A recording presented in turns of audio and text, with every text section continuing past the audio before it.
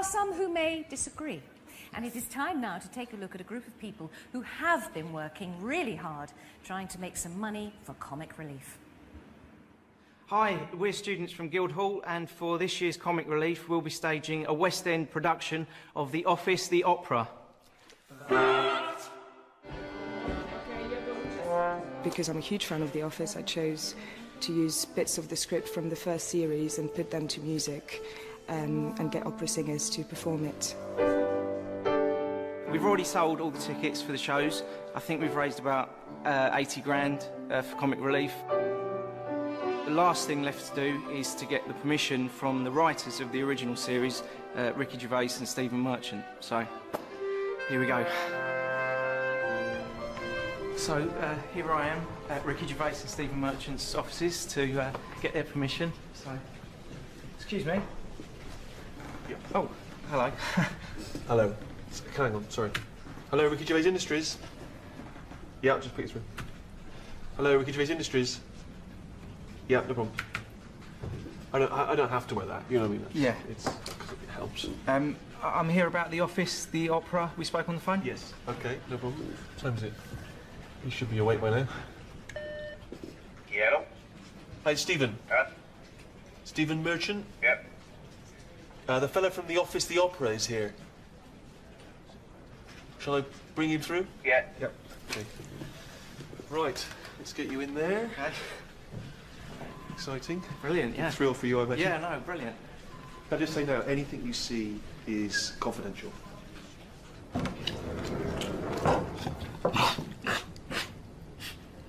The fella from The Office, the opera is here.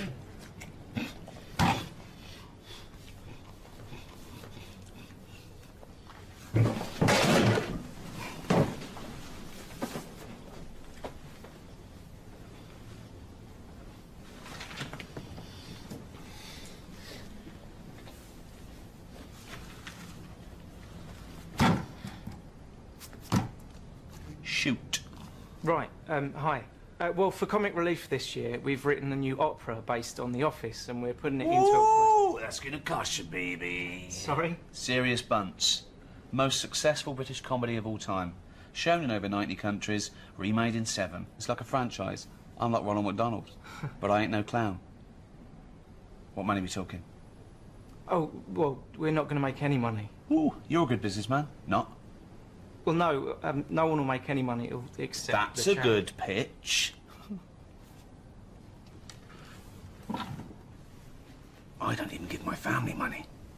Well, you'd be helping to fight poverty and social injustice. No point, no point, no point. Comic Relief, watched the first one back in 1988, raised all that money, lo and behold, 21 years later, can we have some more? Rick, sorry to interrupt. Better be good.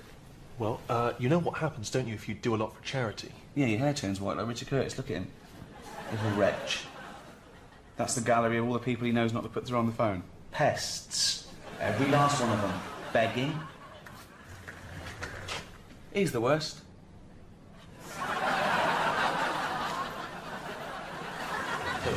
Rick, if you do a lot for charity, you can end up with a knighthood.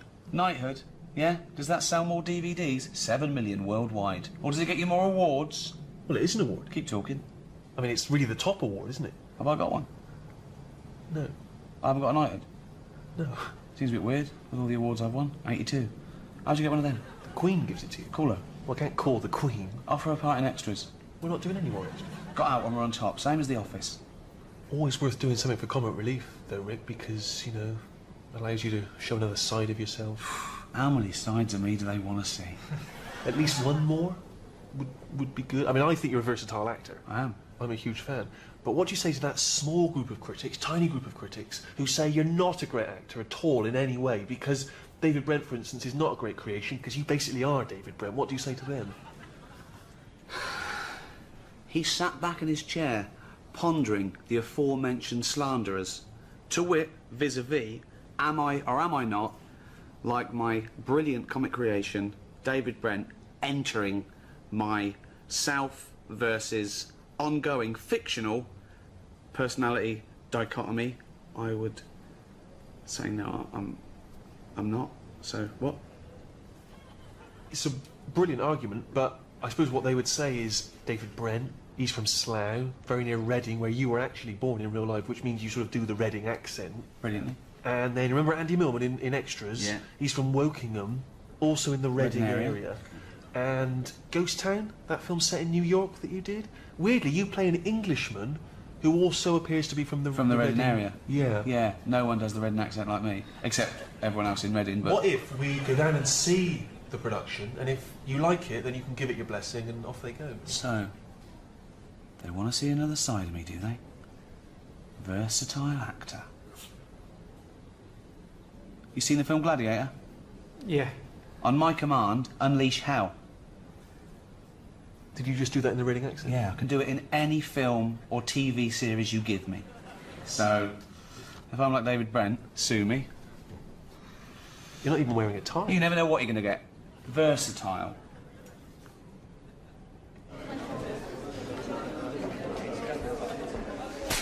Silence! Please welcome Ricky Gervais.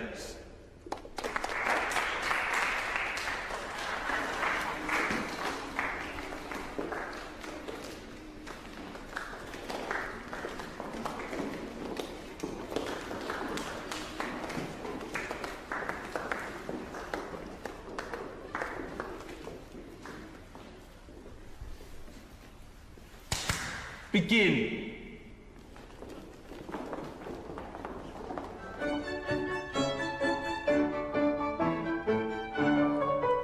People say I'm the best boss they know. Oh, you're such a laugh. You get the best out of us. You're such a laugh. Such a laugh. Such a laugh. Gareth Keenan, assistant regional manager. Gareth Keenan, assistant regional manager. What is in there?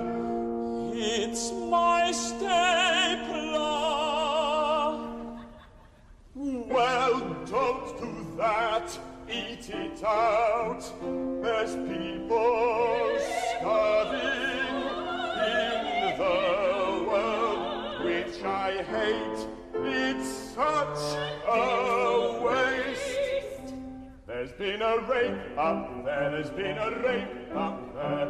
I got his attention, always get their attention. There's been a rape up there. There's been a rape up there. Son. Desist. Ricky Gervais wants to know, why are you singing everything? That wouldn't happen in an office. Oh, well, it's an opera, so that's kind of the point. Ricky Gervais wants to know, why is the person playing David Brent so fat? Padding.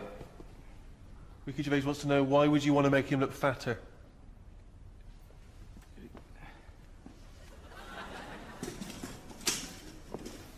Ricky Gervais says, why is he not playing the role of David Brent?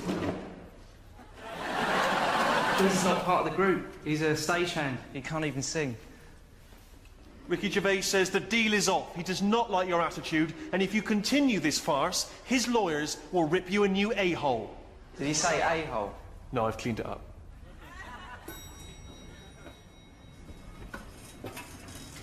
Hi. Well, due to technical difficulties, we won't be doing The Office, the opera, anymore. But we have come up with a new idea which we think is even more exciting. We're working on a new musical based on the songs of one of Britain's best-loved bands, Westlife. So now I've just got to get Louis Walsh's permission. Come in.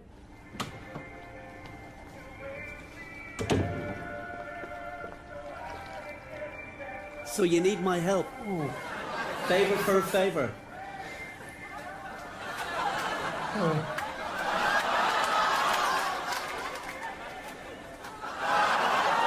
Fantastic physique. Yeah, but they're just paintings. Yeah, paintings of my fantastic physique. Room for a small one? Oh, God. Oh. Don't bother, it only opens from the outside. Oh, don't get up. Oh, Mum. You raise me up.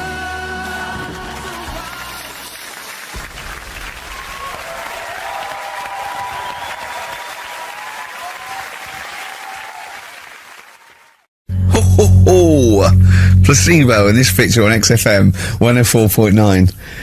8 minutes to go. Let's make it a good 8 minutes, and then we can all chill out. Yeah, enjoy the rest of the weekend. Play the jingle. Oh, chimpanzee, that monkey news. Excellent. A particularly aggressive jingle this week. Wow. Yeah, looking forward to this monkey news. Carl. Right. Come on. So, what's the name? What? We've done... Sorry, what?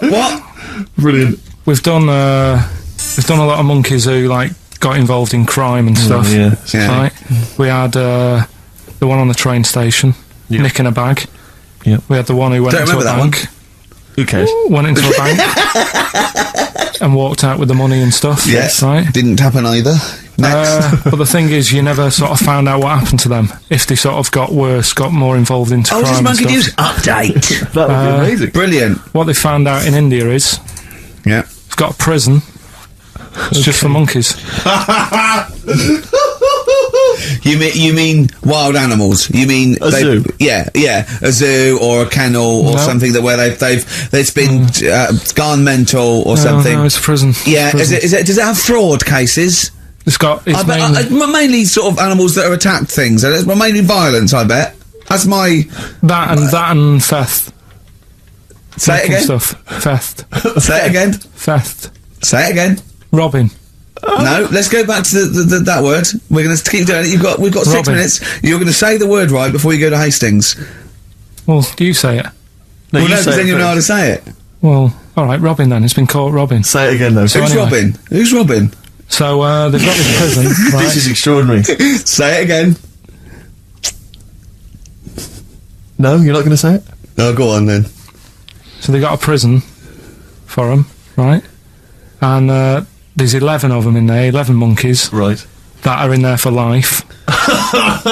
Because that's... I think there's one just got out on parole, right? No time off. But there's 11. I'll give you the bit of paper because I thought this was... Weird.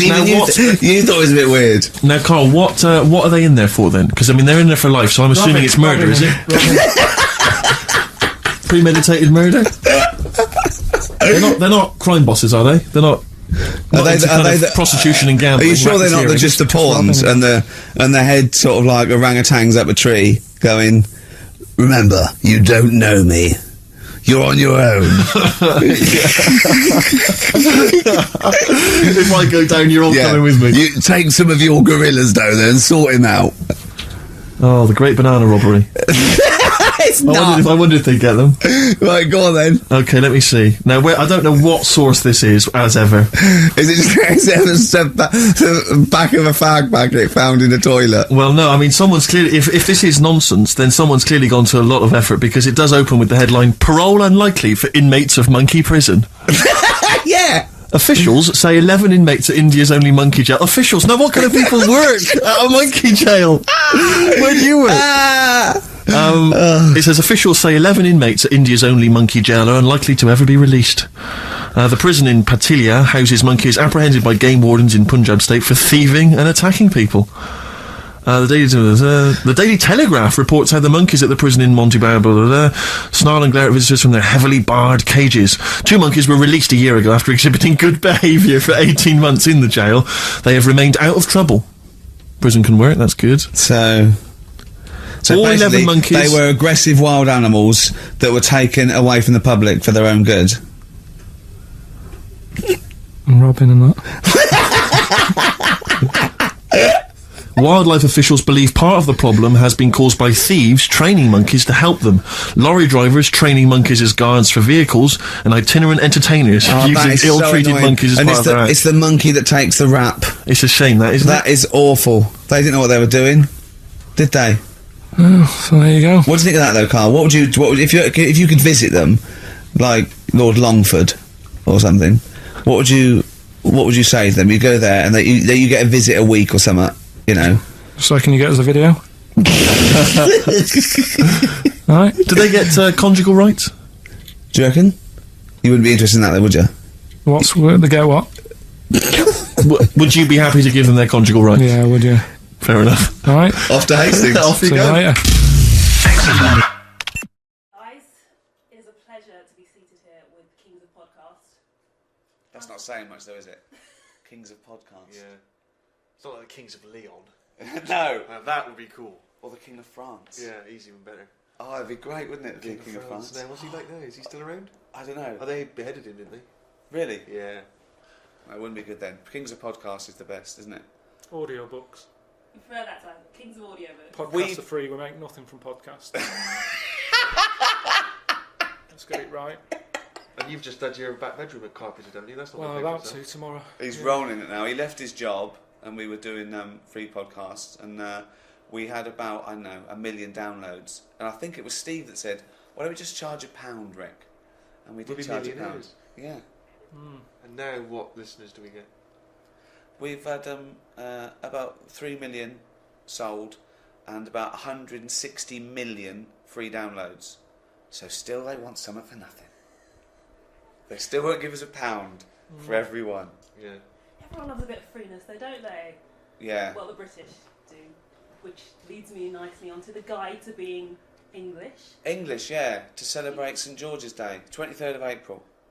Yeah. What do you think makes us English? What do you think defines us? Being born in England. Yeah. That's the main one, isn't it? Again, if you're the King of France, you'll have very little experience of being English. Yeah. Being born in England pretty much sums up being English. But this was very much something that we discuss on the audiobook, is what makes a person English, what defines your Englishness. We go from the trivial and superficial of what an Englishman looks like. I thought he was like a little stocky fella with no neck and a head like that. Whereas about a sort of bald round... Can I go now? Because that's what I was here for, wasn't it? Sort of like a real sort of, a little bulldog breed. Whereas Steve thinks of Hugh Grant. Always. Or a sort of James Bond figure. Who's someone I very much model myself on. Yeah, that's how I pictured the Englishman. Although I've never seen James Bond's glasses fall across the room when he was fighting with someone. No. It would all be over, wouldn't it? He'd go, "Miss Moneypenny, can we get Q, can we have some elasticated things on these?" That wouldn't happen. No, it's true. But it's one of the reasons I rarely fight international spy rings. But, Karl, what was your take on English? In what way? Anyway, right. Just answer any question. I don't know what it means to be English anymore. I don't know if I feel English.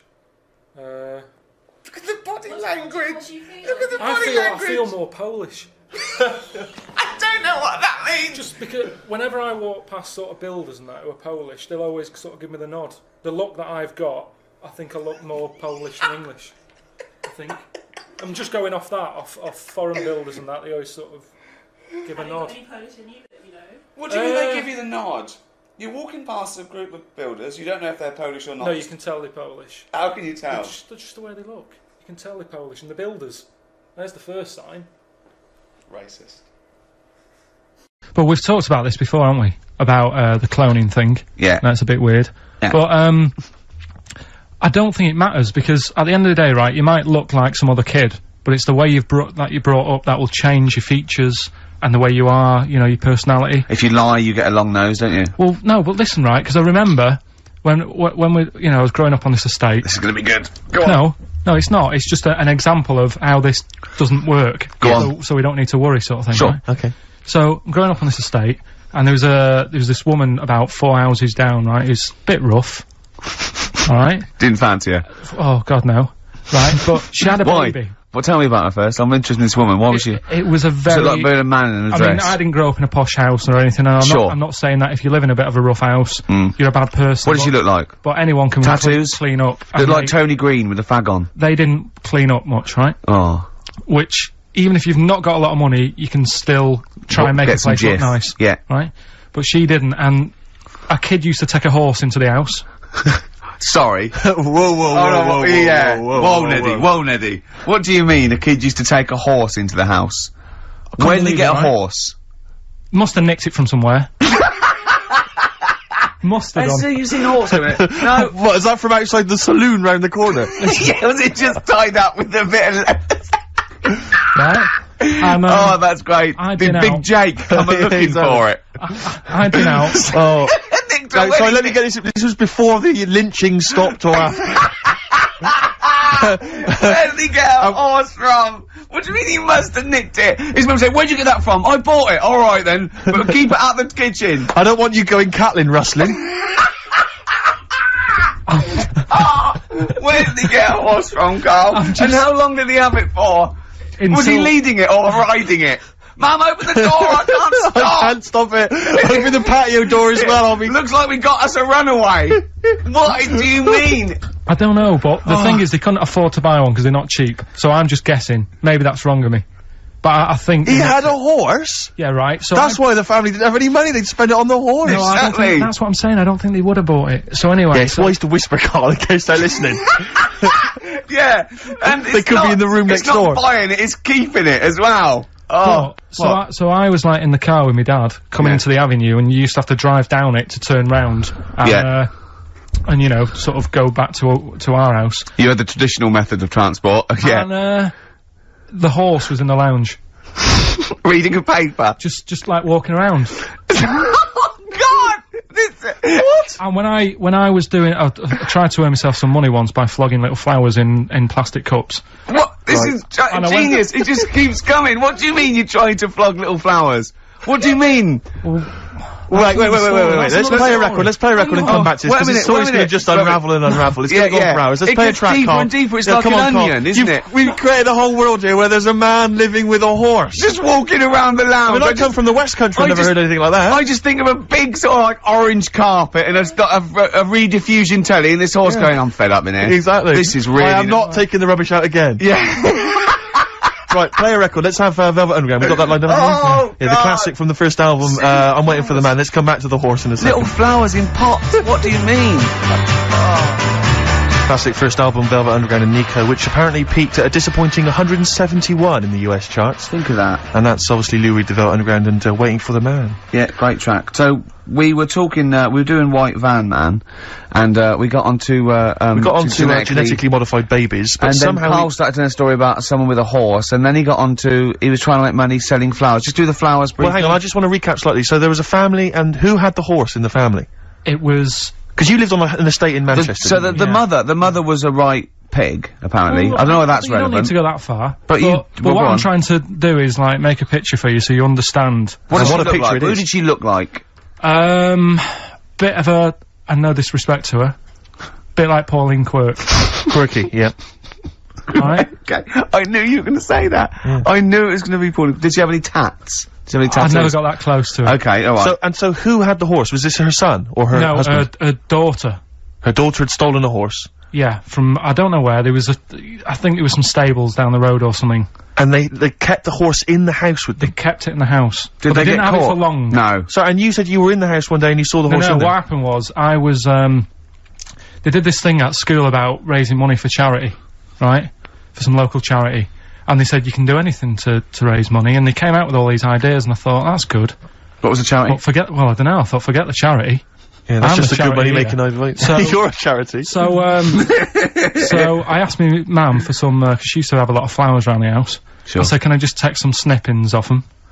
And, I'll go and buy some plastic cups. And, got some soil out of the garden, planted the bits of plants in them. Yeah. Got a tray.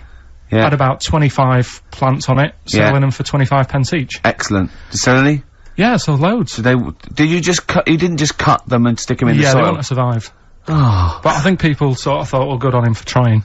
But anyway, so I went round to theirs, because I thought their house could do with a bit of colour and stuff. Yeah. Because it's a bit rough. So, as I went... The horse went, thank God for that breakfast. They've been feeding me kitty cat. So I got up to the door, and they opened the door, and it was one of them houses where no carpet. Yeah, a horse in the living room. You know. We've all been there. And the horse was walking around the living room. Oh. I looked quite happy and everything, because I always say that about animals. Black Beauty was on. Yeah. Well, think about it, right? If you were a horse, where would you rather be? In a little wooden hut with a load of hay, or in like a house with a central heating, 3-piece suite, and a telly and that? Telly and that. No, but I was saying this the other day. And an Atari, right? I was walking through London. Commodore 64, rubbish. Exactly. Walking through London with Suzanne, right? Yeah. And you know, like homeless people always have dogs. And she said, "Oh, I hope she looks after it." I said, that dog is happier than most dogs. Right. Because people always walk past and give it a pat on the head. Yeah. It's with its owner all the time. Yeah. It's out in the open, it's not locked up in a house. Yeah. It doesn't You know what I eat, mean? but other than that... No, it does eat though, they're always alright. So that's what I was saying, I think this horse was doing alright for itself. Do you know what I mean? Well, not many horses have got their own house. Exactly. For a start, yeah. But anyway, that's by the by. Yeah, so anyway, this family, who's a bit, what we were talking about, it was about cloning... Genetically modified kids and all that stuff, yeah. Right, now what I'm saying is, you could say, you know, right, Steve, you could have a baby, right? And Ricky could see it and say, God, I want one that looks like that. Yeah. Right? It could happen, Rick. So... Come on, work with him. So you take it to the doctors, and I don't know what they do, they inject it with something or whatever. Yep, that's how it's done. Yeah. And, get a little baby, and there it is, it looks the same. Now, the thing is, you separate, you both go off and do your own things. Yep. Right? Now, you look at Stephen, you look after your baby. Yeah. You treat it well, you give it good food and I'm that. a good dad. All the vitamins and stuff. Yeah. Ricky just gives it cheese. Right? So, then it changes its looks, it goes a bit fat. You know, it gets tired easily, and that sort of thing. Now, when this family... Why am I just feeding a baby cheese? Right, this family had a horse in their house. Yeah. They had a little baby. And my mum went round and said, "You're not going to believe this, but it's a beautiful looking baby." Right? Yeah. And I was like, well, you know. And, the weird thing is, it was a good looking kid. But as time went on, they didn't really look after it. And I'm not saying, like, abusing it, but it used to run around, it used to play out till, like, 10 at night. Yeah. It used to chase cars. Right. It was a bit... Did it have hooves? Yeah, no. Chase cars! Right. What sort of kid chases cars? Oh, God. No. Was it called Rover? The weird Did it catch sticks? It's Liam, it was called, right? Right. Now, the weird thing is, it was a good-looking kid, but as time went on, and all that, like, not eating properly and its hair was all patchy... It's not Liam Gallagher, is it? and chasing cars and that, and it became an ugly kid. It's definitely Liam Gallagher. And that's what I'm saying, right? You can clone all you like, but at the end of the day, it's how you brought up. Brilliant. Wow. Wow. Life. Wow. That was a hell of a point. Oh, God. But am I right? You're always right, Carl. Into a toilet, and women, when they use their little cubicles, they don't shut the door. Some of them just sit down on the toilet, right? And you see everything. And, no, seriously, that's probably one of the first times I saw, like, a woman. Yeah. That, right? And my Auntie Nora when she was staying over. What happened with your Auntie Nora? She was, she's into wearing caftans. Into wearing what? You know, caftans. Oh, yeah. What caftans? Big, bellowy sort of dresses. Right, right. And, yeah, I used to sit on the floor at home, in front of the telly. Sure. She was on the chair behind. Yeah. She did a bit of a, sort of a Sharon Stone scene. Oh, God. Yeah. Did you see it? There was no underwear? No. What age were you? What was it like? What age were you? It was like a ripped tennis ball. So. What? Right, we're off air. We're off air. Either that or put us in for the Sonys. I could eat. I could eat. I could eat. I could eat. I could eat. I could eat. I could eat. I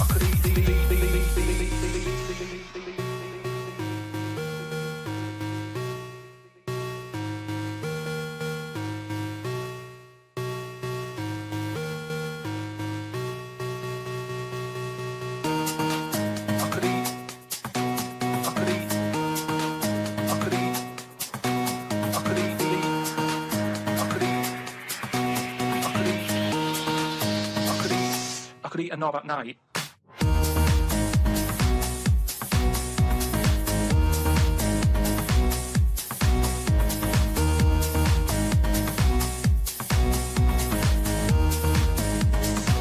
I could eat a knob at night.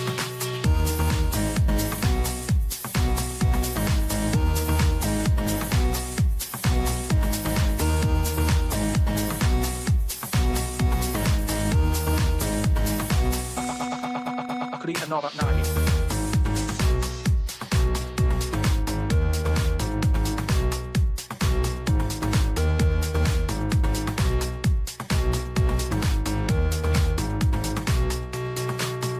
you know what I mean?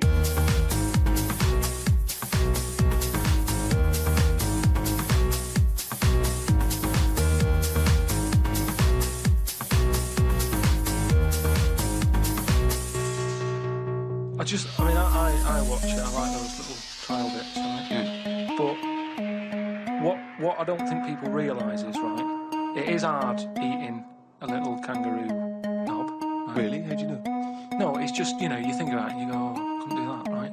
But what they never mention on the TV programme, which I think takes it to the next level, right, they're eating that at like 7:30 in the morning. Sure.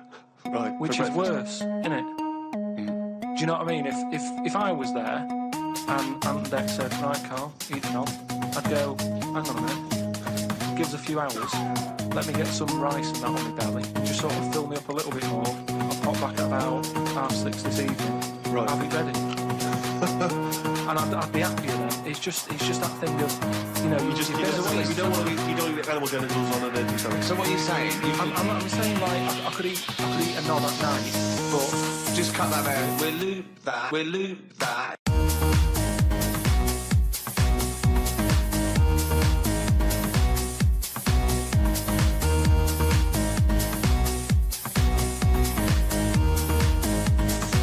I could eat a knob at night.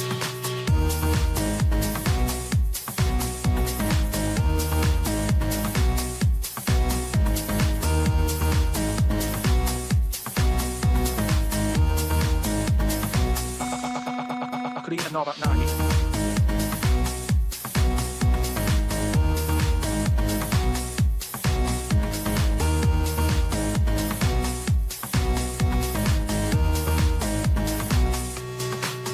Do you know what I mean?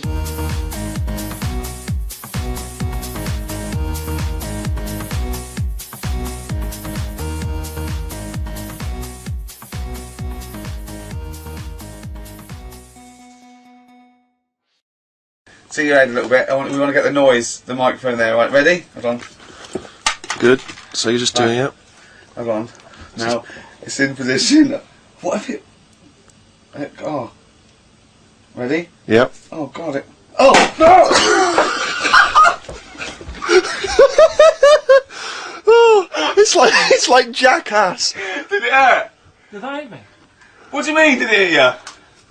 I sort of just... It went off course, did it? Just glanced at it. Right, Lindauer, you're going to send us 8 more bottles, please, because we're going to get this right. Yeah, yeah. Oh.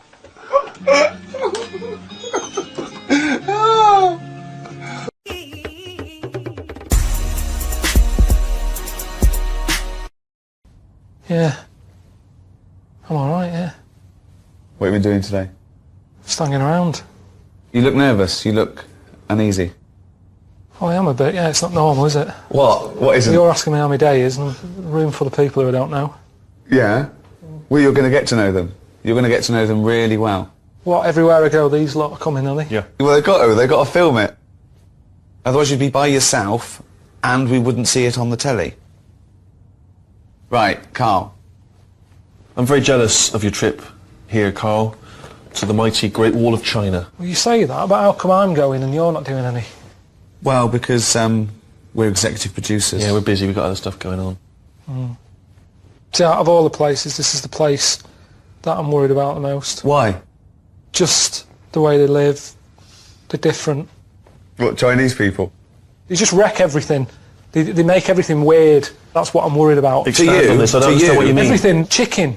Why is it orange in Chinatown? Just the slightest thing. The chicken is orange. They eat anything. You know what I mean? Octopus.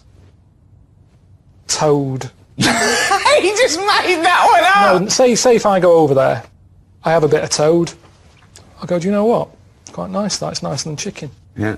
It's going to be pretty tough to get a bit of grilled toad in this country. It could make me sort of wish for stuff that I can no longer get hold of.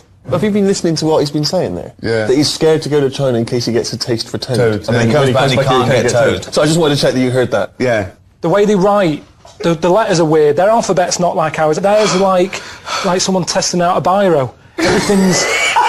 there's no logic to anything that they do. There there is. Listen, Of course there's a logic to The way it. they read a book, it's all the other way round, from back to front instead of from front to back and up and down. And everything that we've done, they've gone, right, we're going to do it weirder. That's how it comes across. Well, some would say that they did it first. Their civilization beat ours by many, many hundreds of years. But anyway. Right. Off you go. See you when you get back. Alright. So, yeah. Ring, ring. KP Plumbing. Hiya, is that, Miss Pilkington? Yeah, it is, yeah. Hi, it's Bob here. Bob. Yeah, bit of trouble. In my area, it's absolutely snowing. It's possible. No one's getting out. I live near Sheila. Bob, by the way. listen, Sheila's just been on. She's saying she can't get in either. She can't. I've just seen her out there trying to dig her car out, and she's really tried hard to get to work, but she can't do it because she's not very rich and her car doesn't work. And she hasn't got the right tyres, and there's no public transport. They've cancelled those. Wrong snow on this country. I'm not going to make it in today, son. So I'll see you tomorrow, right, boy? Well, no, you're saying you'll see me tomorrow. Yeah. But you'll probably call up tomorrow with the same thing. Well, only if it's snowing still. Now, listen, It might not have I can't run a business like this, Bob. Yeah, it's not my fault, is it really? So go round to Sheila's and like slag me off if you want. But I tell you what, you're not coming back here. Fuck off. No, because it's in the middle of the night. Can't go out. See, this is what I mean with you. You think you know it all. Just go out. Yeah, I'll tell you what then. Let's go back and let's see you go out in the middle of the night in the jungle. There's all sorts out there. The noise that's in the jungle is... Nothing goes to bed at night. That's why there's a lot of nocturnal stuff. No one can get their eyes shut. Everything's off. Snakes going, stuff, clip. There was something outside my tent. I'm not joking. It was man-size. And it was making a human noise. Was it a human? No, no. Like a man. I'm talking like gorilla-type noise. Right. Well, that's terrifying. And you're saying, oh, just nip out. Yeah, for a piss. but he could go in the tent if he wanted, couldn't he? No. What a thin sheet of nylon keeps him... All right, lads, don't go in there. No, they don't know, There's a bit of cloth. There's a bit of cloth. We can't get through that. Wait till he comes out for a piss. He's got an Evian bottle. We're screwed. I'm just saying, I had to empty my Evian bottle. In the morning? No, in the night, because it was only a little one like So that. you pissed in the tent and then emptied it out, so you were out there anyway? Yeah, but it's just my hand going out. Going like that and coming back in again. Surely you'd rather lose your penis than your hand? No, nothing wants your penis. You'd be surprised. Honestly, there's some weird stuff out there. Do you know these fish in the Amazon that go up your knob? Now everyone's saying to me, you've seen the Amazon? That's amazing. Well, how come the stuff that lives in it doesn't want to live in it? They'd rather live in my knob than live in the river. So you're telling me that I'm meant to be lucky? That's what I'm saying. Nowhere's safe. You can never relax.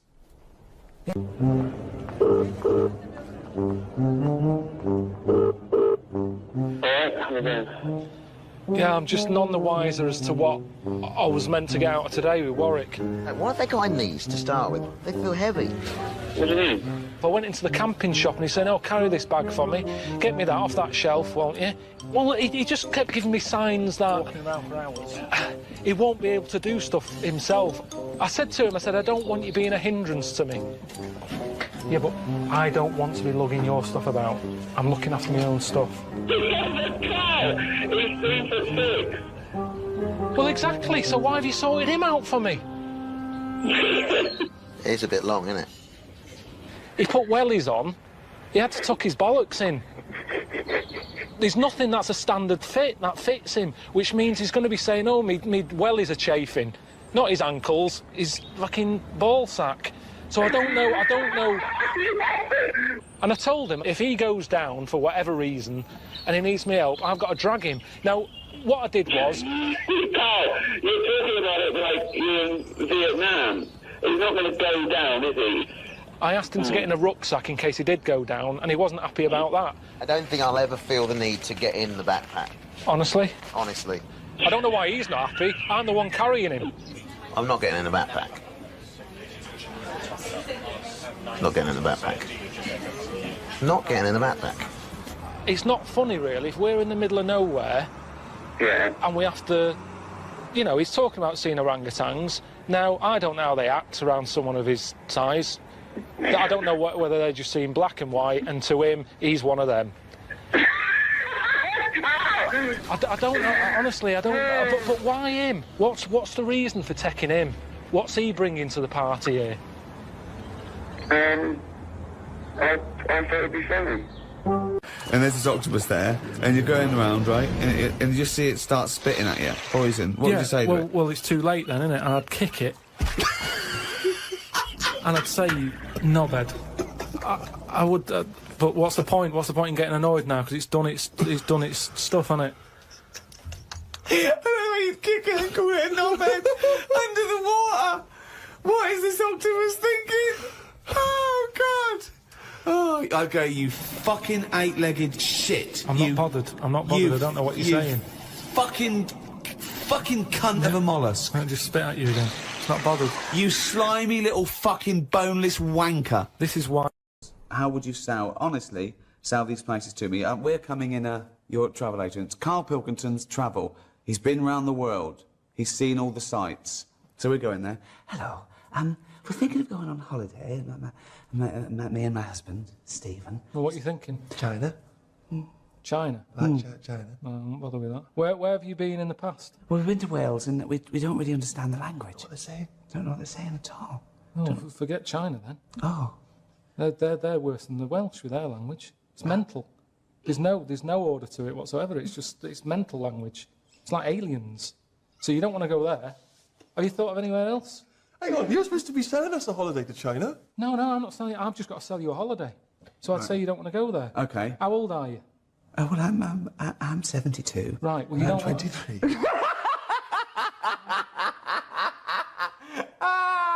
Well, to be quite honest, I thought it'd be a bit more virile. Even though he's 23, his penis is actually 102. Why did he have that put on? Why did he have it put on? Is this any use? I don't know what this is. Oh, let's have a break. Oh, I'm sweating. They'll get something. Look, she's going to kick it. What a little shit. Go and have a word with her mum. I'm not making any more. If you were transported now into a slug, what would you do? And Suzanne, you're suddenly in the kitchen, but you're a slug, and Suzanne's sort of like there, just making tea and that. How would you let her know it's you? It's impossible. I'd just chuck myself into the salt pot or something. No, because what do you do? I'd hate that. That would be horrible, that.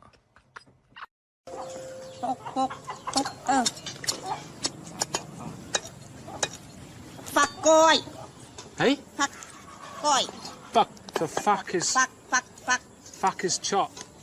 Chop. Dumb. Dumb fuck. Hang on a minute. This is a joke. That is a joke. Dumb fuck. Leng. Okay. Smaller now. We'll just talk about how good, what an interesting read it is, how fascinating it is. You see, it's weird. There's a picture here of you. How old are you there? I was 11. Hang on a minute. Who put you in goal?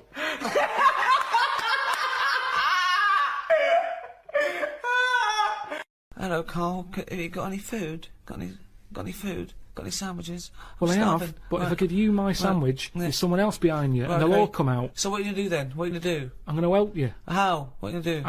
I'm gonna make you think about how to make food. Oh, okay, right. Have you ever grown anything before? No. Right, well, here's some seeds for potatoes. Brilliant. Oh, thanks, Carl. See you later. Do I just put them in the ground, yeah? Put them in the ground and water them. Oh, there's no water, you dopey cunt. There is some No, there's no water, you dopey cunt. That's why we're starving, you dopey cunt. Right, well, at that point, that's where I go, well, this is a lost cause here. Right. There's no point. Can I have your sandwich after all? No, or you're what? not having it. You're not having it now. So not only can I have a sandwich, you give me seeds with no water, you useless, bald-headed fucking twonk. Right, but there's got to be another way round this. Go on, then. Either move... Right. Because every year they're going to be queuing up saying, I'm hungry, give me a sandwich. No, you're not having another sandwich.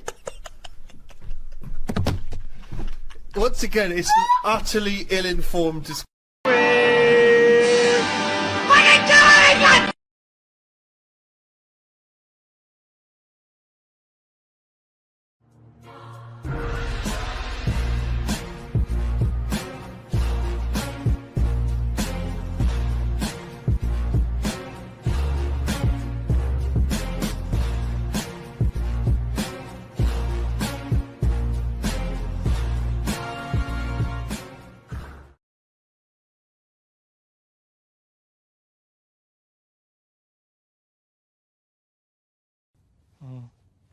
See, out of all the places, this is the place that I'm worried about the most. Why? Just the way they live. They're different. What, Chinese people? They just wreck everything. They make everything weird. That's what I'm worried about. Expand on this, I don't understand what you mean. Everything. Chicken. Why is it orange in Chinatown? Just the slightest thing. The chicken is orange. They eat anything. You know what I mean? Octopus. Toad. He just made that one up! The way they write, the letters are weird. Their alphabet's not like ours. Theirs are like someone testing out a biro. Everything's... There's no logic to anything that they do. There is. Of course there's a logic to it. The way they read a book, it's all the other way around, from back to front instead of from front to back and up and down. And everything that we've done, they've gone, right, we're going to do it weirder. That's how it comes across. Just give us a second. Just give us a sec.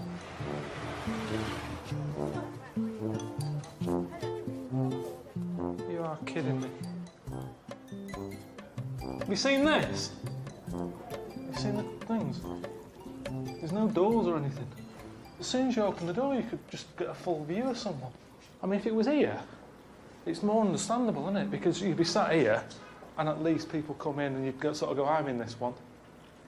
But it's a bit weird to just sort of wander in and... I mean, they've made this bit, why not just finish it up and put a door on it? They've done the hard bit. A couple of hinges and a door. And there's no toilet paper. What did they do here? Did they just pull up the pants and walk off? Is that what you do? I'm not here to say they should be using toilet paper, it's not right. If that's not what they do, that's not what they do. But it's just, I didn't know that. I didn't think China was going to be like this. I thought it was going to be more... Like I said, I thought it was where they'd made the iPod. I think I've got the wrong place, because this ain't a place where they need an iPod. Have a toilet roll first. I mean, it's weird, because whenever you buy stuff like that, toilet roll holders and stuff, it says made in China. Why aren't they fucking using them then? That's odd, isn't it? So he's got to leave the house and he's got to go, do I feel like one today? I might do, I've had a bit of a dicky belly, I best get my seat. Everyone who's walking past knows he's going to have a shit at some point today. I wouldn't like that.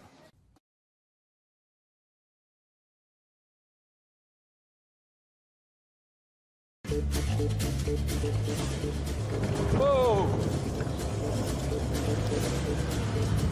What's the rush? It's been here for 4,000 years. What's he doing? Oh, my arse. This is mental.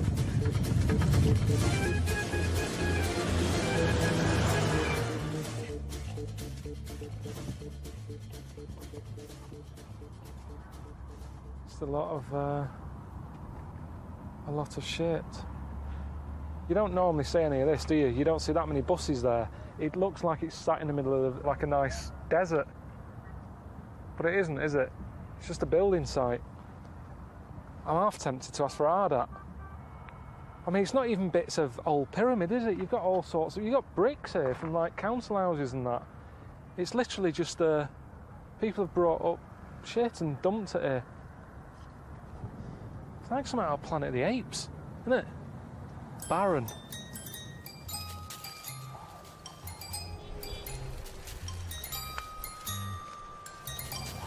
It's like a little tornado, isn't it? Yeah, you don't see that in the brochure, do you? Shitty old nappy whizzing through the air. I tend to leave that out. You see, I've always wanted to see a tornado.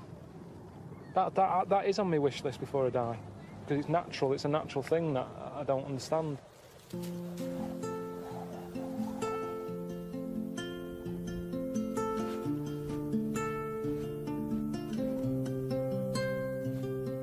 If that was like a little housing estate, you'd go, yeah, any will do.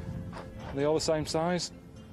The design actually is a bit odd, isn't it? Because the square footage, the floor size is massive. But the upstairs bit is tiny.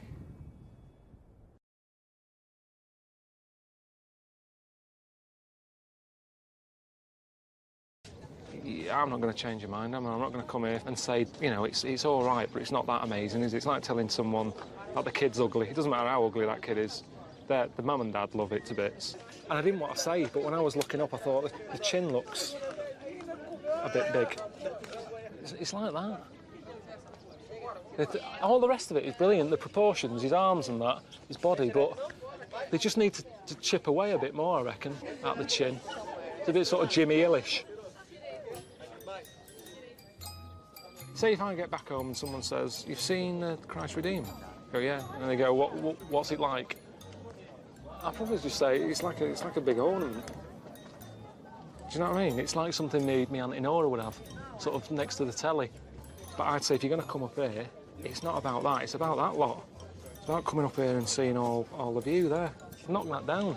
You still get a crowd coming up here. You could stick anything there. Stick a cafe there, and people would come up here. You can charge as much as you like because you've got nowhere else to go. You're trapped. You're dying of thirst. Charge about £4 for a can of Coke. The only mistake I made is I said, like, he had a chin like Jimmy Hill.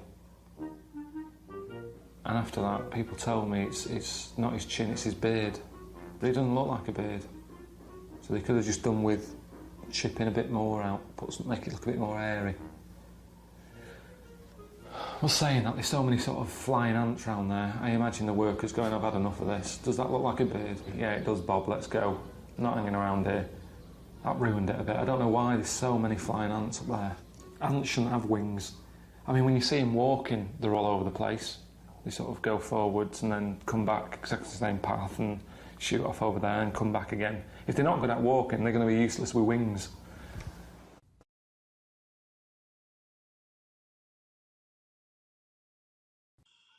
All right, mate. How's it going? Good. Well, you're heading upstream. We've arranged for you to visit a little village. The locals there are expecting you, and you should know to be extra polite because they used to be cannibals. That's true. All right, mate. See you later. Come on. Not a holiday. All right. Is he having a laugh? I mean, what does he mean they used to be cannibals? I mean, what are they doing now then? What happens if it's just I'm like a rare delicacy that triggers something off? We haven't had a white man for years. Before you know it, they're all giving it all this. Hey, around a fire, me sat in a pot.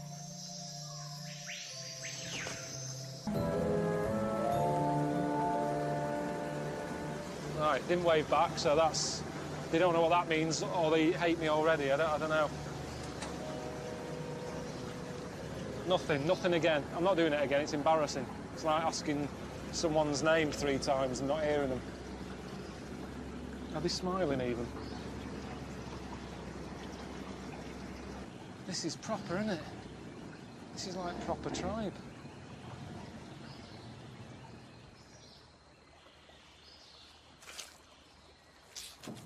Oh, shit. Have you seen me? What a knobhead I look. What a way for them to see me. This... Are they up there? Oh, they're all watching as well. Some stairs here. You'd think they would have sorted this out for me if they knew I was coming.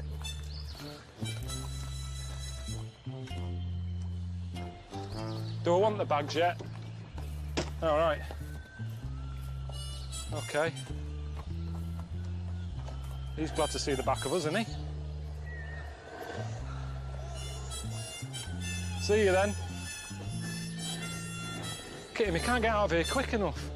He knows more than I do, obviously. Look at him. Not hanging about, no waving. Raymond! Raymond!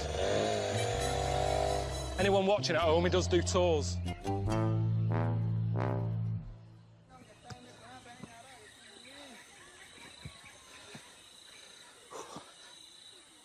Hello. How you doing? Yeah. Nice one. Hey. How you doing? How do you say hello again? Hello. The chief? Around? Presidente. Presidente. This is going to be hard work. See, I don't like that. I don't like the big, all the attention. That's one of the reasons I haven't got married. All that photo, everyone's looking at me. You don't know where to look. Women there, we're now on stuff. It's like, what's going on? All right, what's it saying, Aldo? What? What's that? Hang on. Hang on a minute. Where are you coming? That's what I say. Why am I coming? Where are you coming? I'm coming here. Ricky and Steve, my friends, asked me to stay here on the way to Machu Picchu. I've just been explaining to a fella here that I'm on my way to Machu Picchu.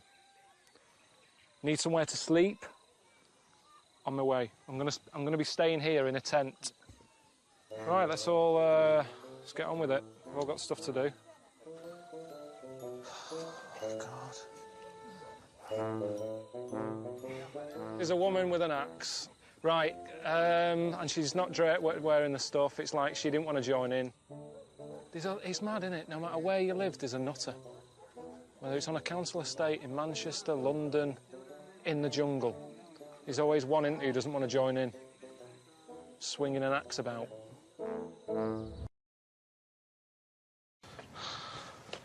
Doesn't make sense, though, because these things they're living in look like bungalows. But what's the point if you've got to keep doing this? You might as well have a house with stairs.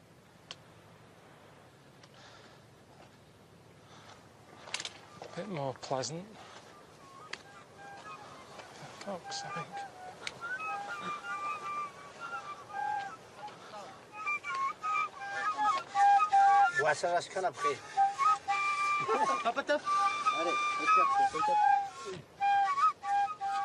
I don't get it. Why don't they just want to rest? They've been walking up there with all these bags, out of breath, and now they're wasting breath, just making a racket. I mean, that doesn't even sound nice to me. That's not relaxing. They're all doing their own thing here. I mean, I had a cassette of pure moods, like panpipe stuff. Used to sort of make a bit of a romantic evening. Didn't sound like that. And there certainly wasn't a rat involved. Oh, God for that. Oh. I'm going to keep walking. All right, enjoy your dinner.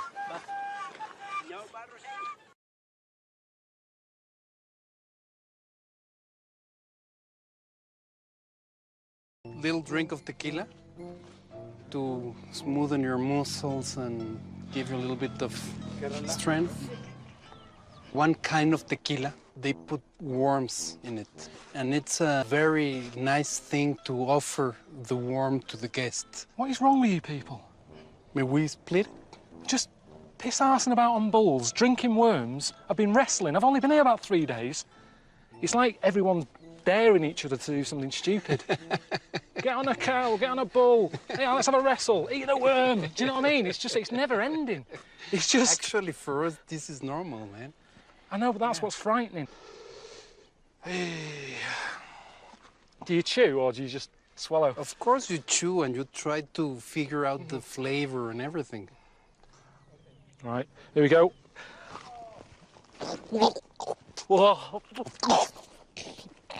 Swallow it!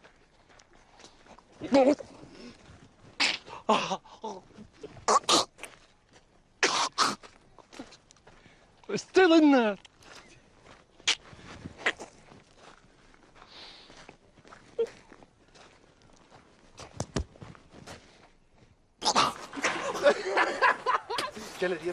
Oh, God. Oh. Fucking hell, man. I don't bend over because I'm going to be sick. Right, well, OK. Let's jump inside.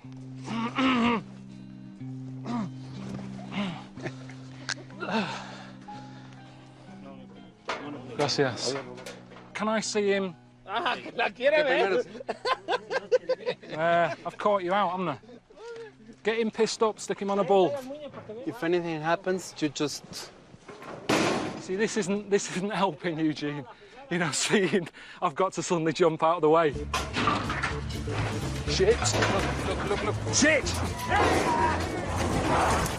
Hey, come on! I'm not going out there. No, seriously, Jamie, I can't. There's no way. Look, Pack it in. Keep it shut. See, What's that he's got? it's for handling the... Right, exactly. No. Fucking hell, away. Hey! No! Just let me go home. Jesus Christ. Fucking hell. What was that? Stop winding me up now. Seriously, right? Enough's enough. Come on. You know, no chance. Carl, Get it. come back, man. Carl, it's your turn. No. Carl. No, leave it. Seriously, I've ridden a horse, I've had a drink, I've eaten a worm. Carl, come back. No. Load of bees here. Is anywhere safe?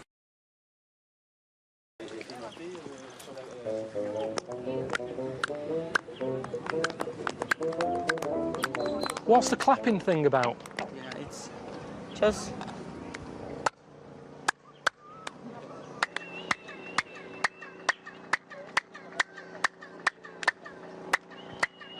Oh, now I'm hearing it. It's like a boing, boing, boing. Is that me doing that? Just fluke though, innit? That can't be. Whoever designed that didn't say to the builder, right, listen, I need some sort of structure, some sort of platform that we can cut heads off. We want the head to roll down, and then just at the bottom something where I clap and it sort of bounces back. That just wouldn't be on the to-do list.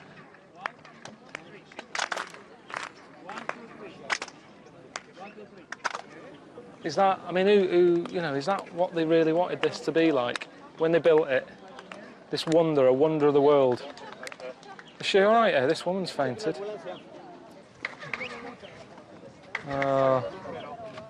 You see, though, look, everybody loves it. It gets a bigger crowd than the wonder now. Because people go, what's going on, Elsie? Oh, no, get the camera out. I think they're dying. Okay. No, she's still alive. Let's move on. Yeah, ambulance now. I prefer to get out of here now. I feel like I've seen it. I've had a bit of a lesson with this. It's been all right. It's not been my favourite bit of Mexico, if I'm honest. More people flogging shit. I'm half tempted just to sort of fall over like that woman and get a lift home.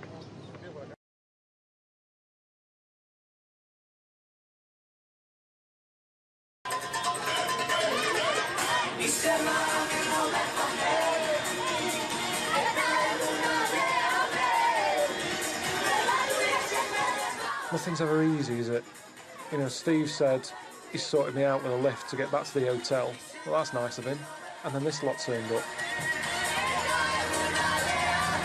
I want to go around this car or another car every day and make people happy. Why not? This is what we do in traffic jam. They were nice enough lads and that, but doing that is dangerous. And there's enough danger here, you know, with bombs going off or blokes walking out with guns. I don't need to add more danger to my little trip by dancing about on a busy road. You know how many smiles we're gaining right now? We're saving lives right now. Somebody that was maybe depressed, he wanted to commit suicide, now he's smiling, now he doesn't want it. She's not smiling. Ask me a sticker from this. See a sticker? Yeah. Give me one, put it on the box. She's terrified. She's terrified. She's going, for God's sake. She went like that and locked the door. That's a public box. All right. The lights are changing. Lights!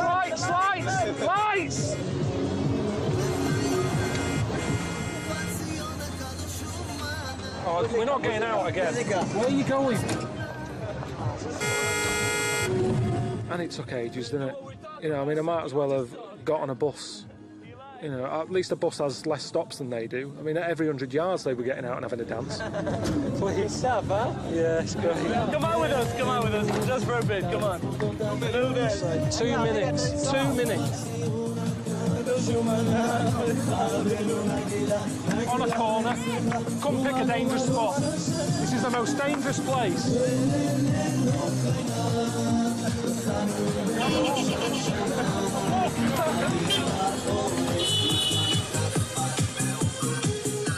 Yeah, I felt a bit bad about jumping out and legging it, but I don't like dancing, do I?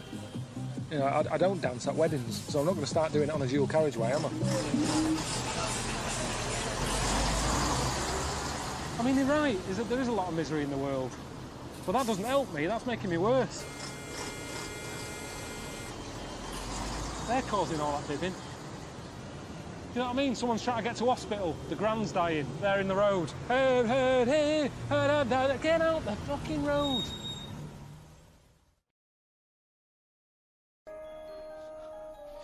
Right. Yeah. I can't even go in it. That's ridiculous. I mean, that's useless, isn't it? Who's put them there? I mean, look. But my point is, you're sat in there, and that's your view over there. If you look here, point proven. You're better off living in the hole, looking at the palace, than living in the palace looking at the hole, aren't you? So Ricky and Steve can say I'm a knob. But I think that's my point proven, isn't it? But I wasn't just talking about buildings, I mean in life. Even being a good-looking person or an ugly one. In a way, you're better off being the ugly one and you get to look at nice things. You're looking at the nicer-looking people. Doesn't matter about being ugly, how often do you look at yourself anyway? Same thing. Be the ugly one, look at the nice one.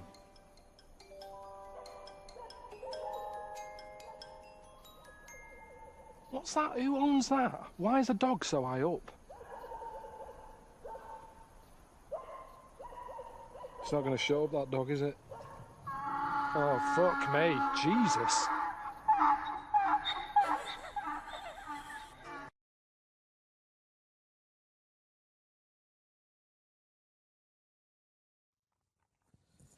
What's this in The Guardian? Guardian Guide, pick of the day. All right. Oh, pick of the day. This will be a good review then. The conceit of this ball-achingly dull series. Has your balls ever ached from watching a programme? Have you ever watched a programme and gone, don't know if I'm enjoying this, but my balls are aching, I hate it. This is the dullest thing. Oh, hang on. It doesn't, I don't know what that means. His balls are aching because the series is that dull. If TV that he doesn't like makes his balls ache, why don't you turn it off quicker? He must get a twinge and go, oh. There's certain things I've learned. Tell us, what have you learned? I learned that babies in China, a lot of them have square heads. Right, go on. Is this... Can we look at this clip? He's a big lad. What about you? Has he got a square head? I can't tell. Yeah. But why do they have square heads? I asked some questions and the main answer seemed to be so they don't roll out the cot. No way. How do they make sure their baby gets a square head? They somehow stick a book to the back of its head when it's born. When you're born, your head's soft. That's right, yeah. Did your mum strap a dinner plate to your head when you were a kid? Yeah. What? A ladle.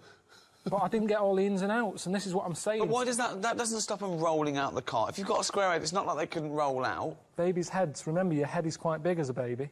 Right. The body's sort of like that, and its head, it's trying to roll, and it can't because it's like that. And it's attractive, apparently. What do you mean? Show me again. Do it again. The baby's in the cot like that. And it would want to sort of... If it had a round head, it could just go like that. Yeah, so now do it with the scround. How is it stopping it? I don't understand. So because it's kind of going... You can't roll. What shape is a wheel? Round. Oh, fuck me. You are the strangest man on the planet. You haven't been to China. Thank you. Good night. See you later. Oh. Done.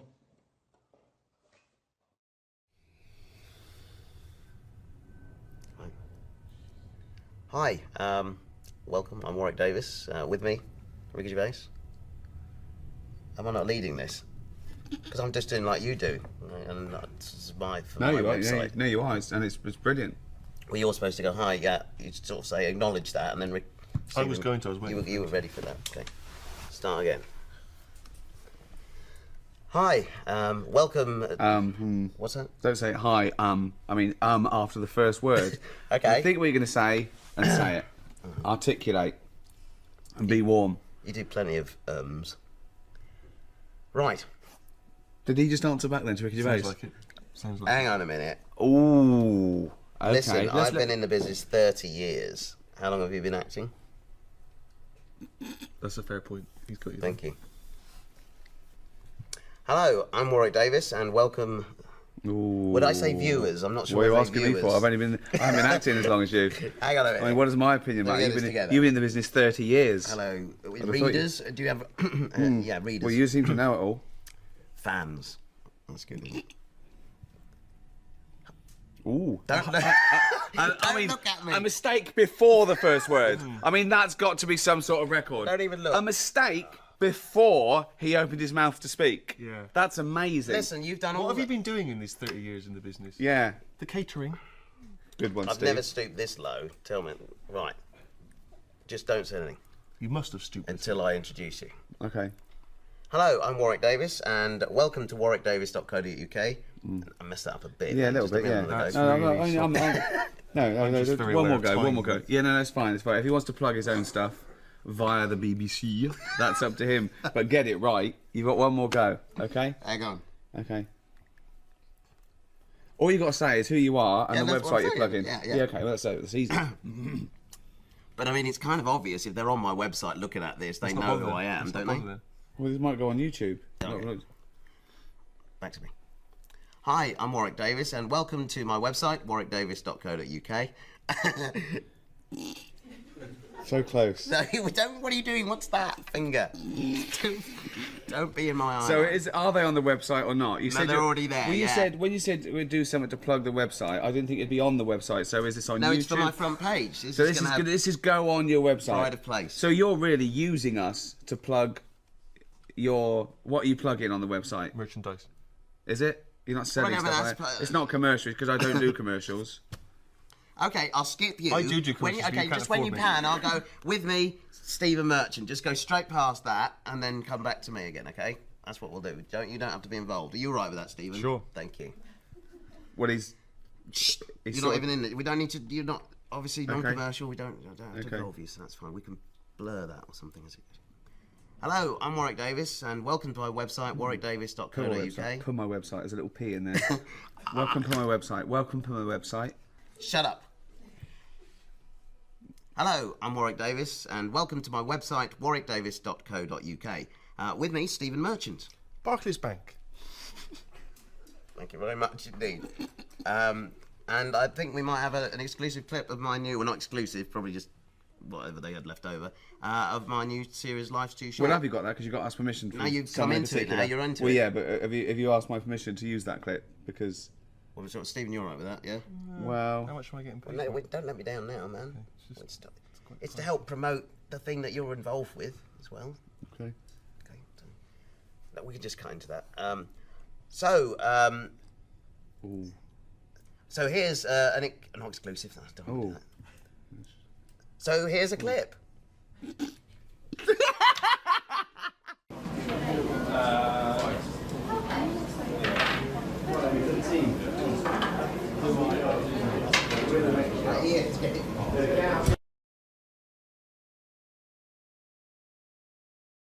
We should just explain that the point we've reached now, obviously, we did the podcasts, millions of people became fascinated listening to our conversations with Karl, and now HBO have decided that that is worthy of an animation, and they've animated those conversations. You excited to be on the coolest channel in the world?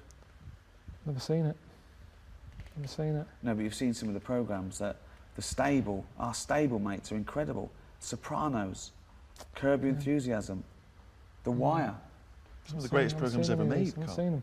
So I've heard about them. People like them, but there's just so many of them now, isn't there? Well, it's classy, wins all the awards, just brilliant, up to date, cutting edge. Because we're up against some good stuff. Yeah, we're not up against them, aren't we? Well, is it better? That's that problem, isn't it? Is it better to be, the small fish thing? Is it better to be next to a load of rubbish and people go, oh, thank God, something decent is That's a good saying. That's a lovely saying. Yeah. That's a lovely analogy and metaphor. Is it better, what was the saying? Is it better to be a small fish thing, or next to some rubbish? Good. Isn't that one of Obama's? I think so. Yeah. That's good, that. What was it again? You know what I mean? Go on, well, what- people, it depends. No, don't doesn't say it? the saying The again. saying's daft. That's why I didn't say it all. They say Yeah. it's better to be. Well, no, they say. I didn't say. They say it's better to be a big fish in a small pond than a small fish in a big pond. Yeah. What do you But think of then, that? well, it's daft, isn't it? That's. If I was that big fish in a small pond, I'd be going up, put me in the big pond. Give me. Why would you want to be a big fish in a small pond? I don't think the pond's so small that the fish can't fit in it and it's flapping around outside. It doesn't mean that, oh, me, I can't move. It means I'm in charge here. This is good. I'm the big I am in here. In a big pond, I'm nothing. There's bigger fish than me. Isn't that better? What? Just not being noticed. It's like when you see those big sort of pools of fish swimming about, and you've got a whale that goes along or a basking shark, Yeah. and it goes right through them. Yeah. Don't knock about in that crowd. Be a loner. That basking shark couldn't be arsed chasing me. They'd go, I'm never going to catch that. He's on his own. Don't Right. knock about with the crowd. Well, Go off on actually, your own. it's better to be in a crowd. Definitely not. Yeah. Nah. Go alone. Be your own fish. Be alone. And the basking What's shark. that saying? There's a saying coming out of this. What's the saying then? We've worked it out. I'd say be a small fish in a big old ocean. Yeah? Yeah. Don't stay in a pond because you're restricted. Okay, is this all part of the saying? Are you going to... Yeah. Okay. Nothing's good about that saying.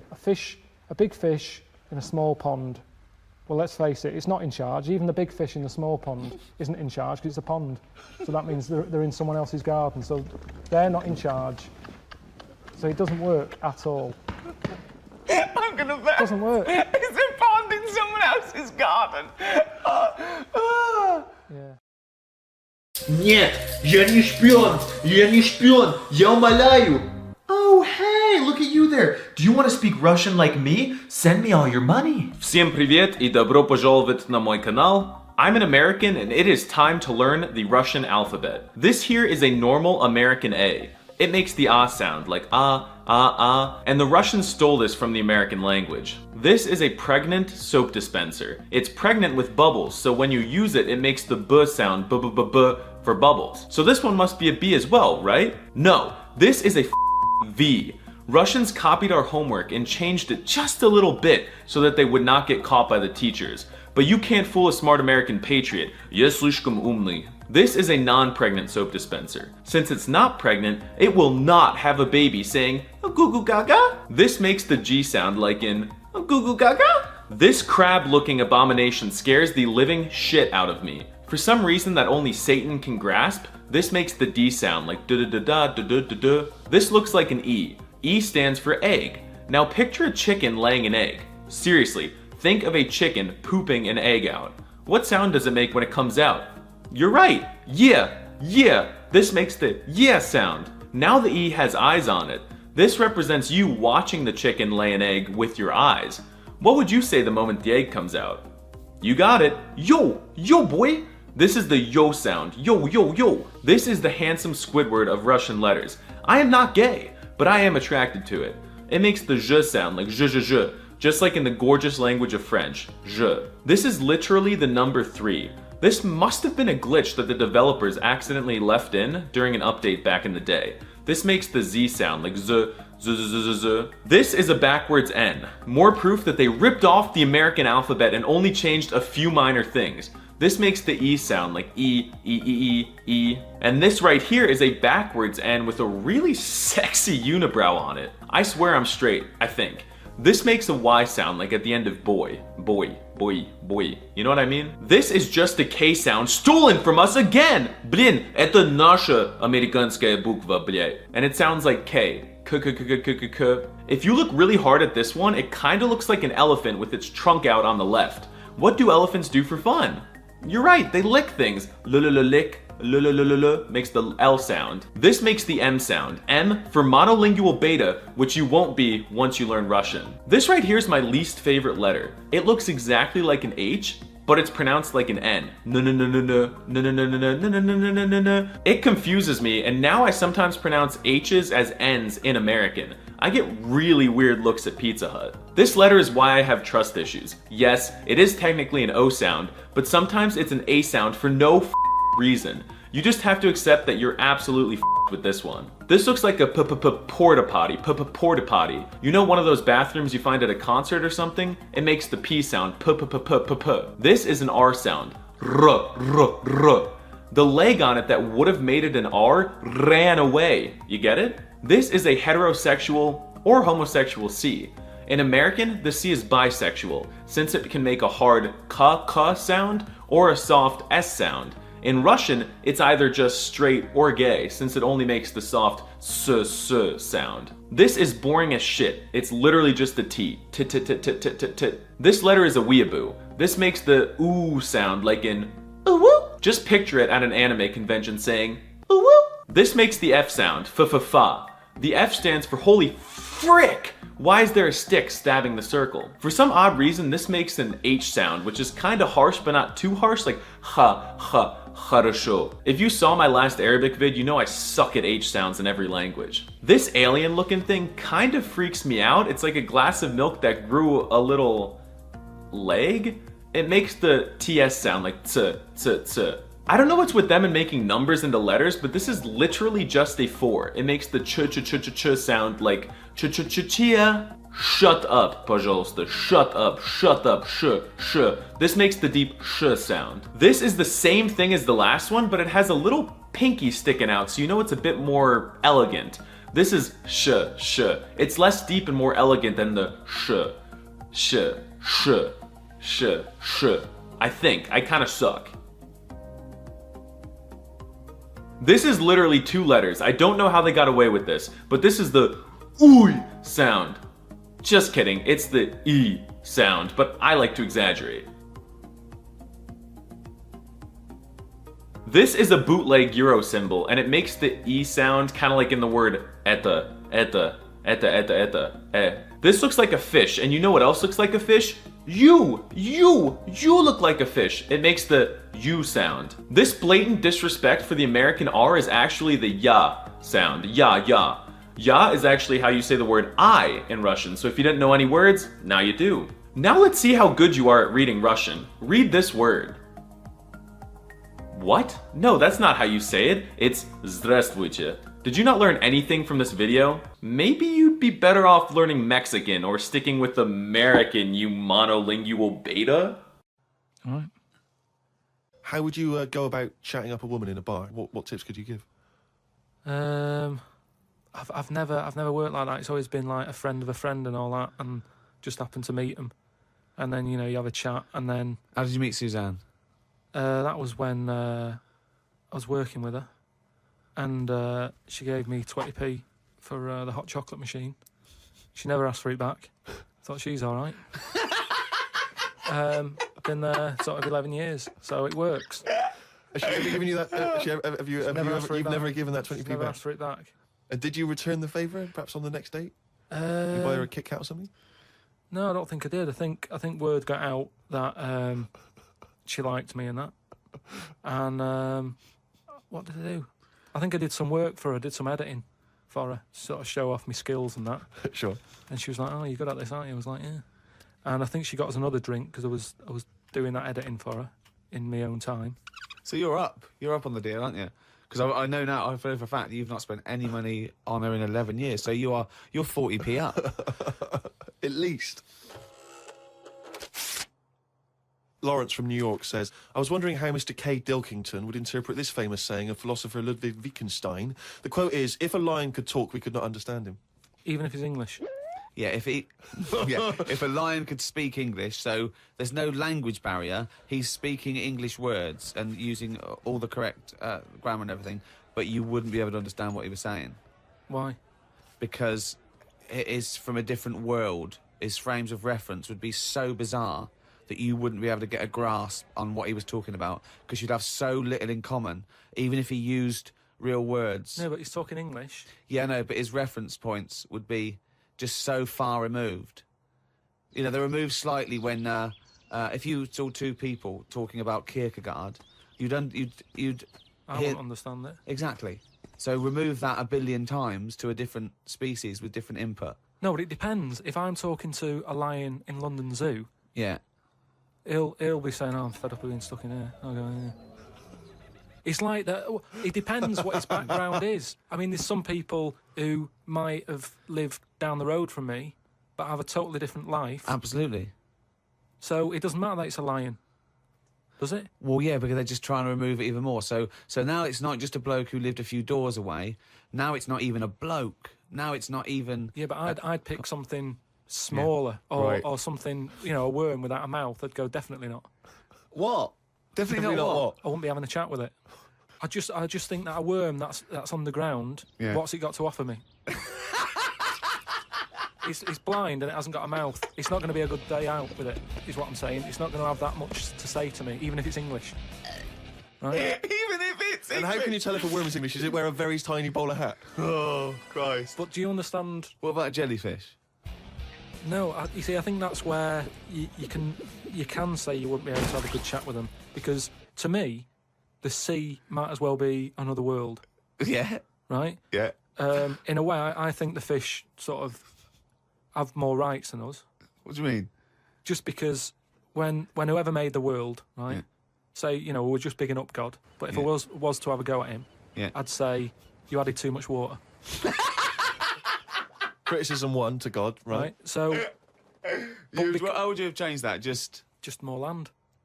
Fair enough. Now, why have fish got more rights than us? Because there's loads of them. And when you look at the amount of sea on the world, right, there's loads of that. You only have to, like, you know, I was in Malaga the other week, right? And, you know, you look in the sea, there's loads of different fish. And that's just in, like, 8-foot water. If you go miles out, there's, like, all sorts of weird fish, isn't there, with, like, lights on them and everything. So, and there's just millions of different types. Yeah. Yeah. Now... But why does that mean they've got more rights than us? Just because I think... you know, rights come in numbers, don't they? If you know what I mean. Like, if there's one of you shouting, people go, oh, he's an idiot, shut up, whatever. If there's loads of you shouting, they go, oh, best listen to him, see what they've got to say. Right. And that's what I mean about fish. Yeah. There's loads of fish. Right. So... But they're not really making their voices heard, though, are they, Carl? Yeah. I know, because they're underwater. But what I mean is, I don't know what I mean.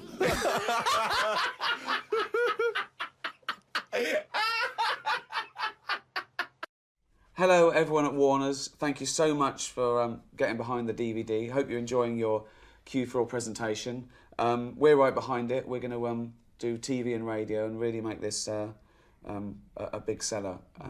We hope. What are they doing? What are they doing towards this? What is this all about? Well, we're... What do you mean presentation? Why are they having all this? Well, we're motivating them to sort of go You out and shouldn't sell need it. motivating. It's the job. They're either good at the job or they're not. If they're not, get rid of them. Right. I mean, Alan Sugar doesn't piss about like this. If someone's weak, he kicks them out early. Why are we having a little presentation? When you say presentation, is it a night out? I bet they're all sat there going, what's all this about? Oh, another DVD, whatever. Get the drinks in, Harry. That's what annoys me. This isn't going to motivate them at all. It makes no difference. It's just another free night out. It's their job to sell this. Why have we got to help them get behind it? Do your job. Does this happen in any other job? Doctors doing surgery. I'm not in the mood for this. Let's have a presentation. Let's get the family in. Please help me, Grandma. She's not been well. She needs surgery. All right, let's do it for them. No, they just get out there and do it because they paid. So get off your arse and get out there. Water 4. That means they have 4 of these a year then, does it? You have to keep being reminded of the job. Don't forget, you've got to get out there and get off your arse and sell stuff. Fuck me. So thanks very much.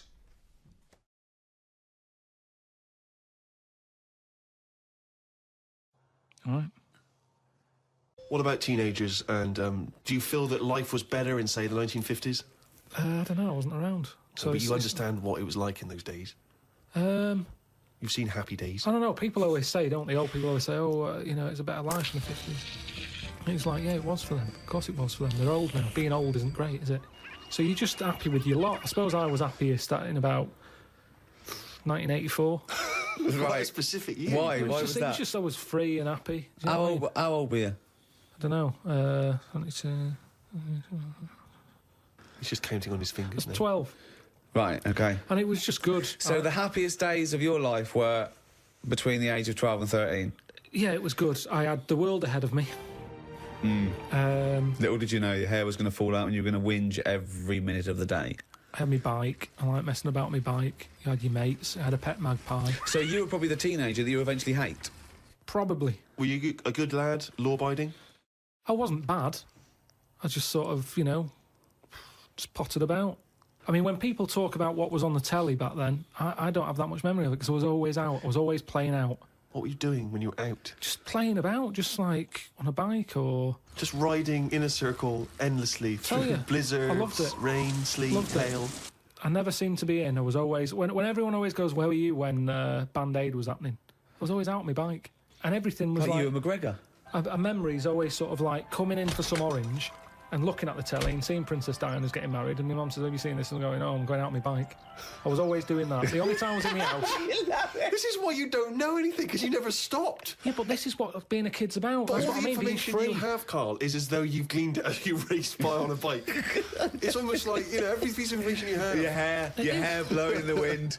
Carl, your hair will blow out one day. Oh, don't talk stupid, ma'am. It was easy.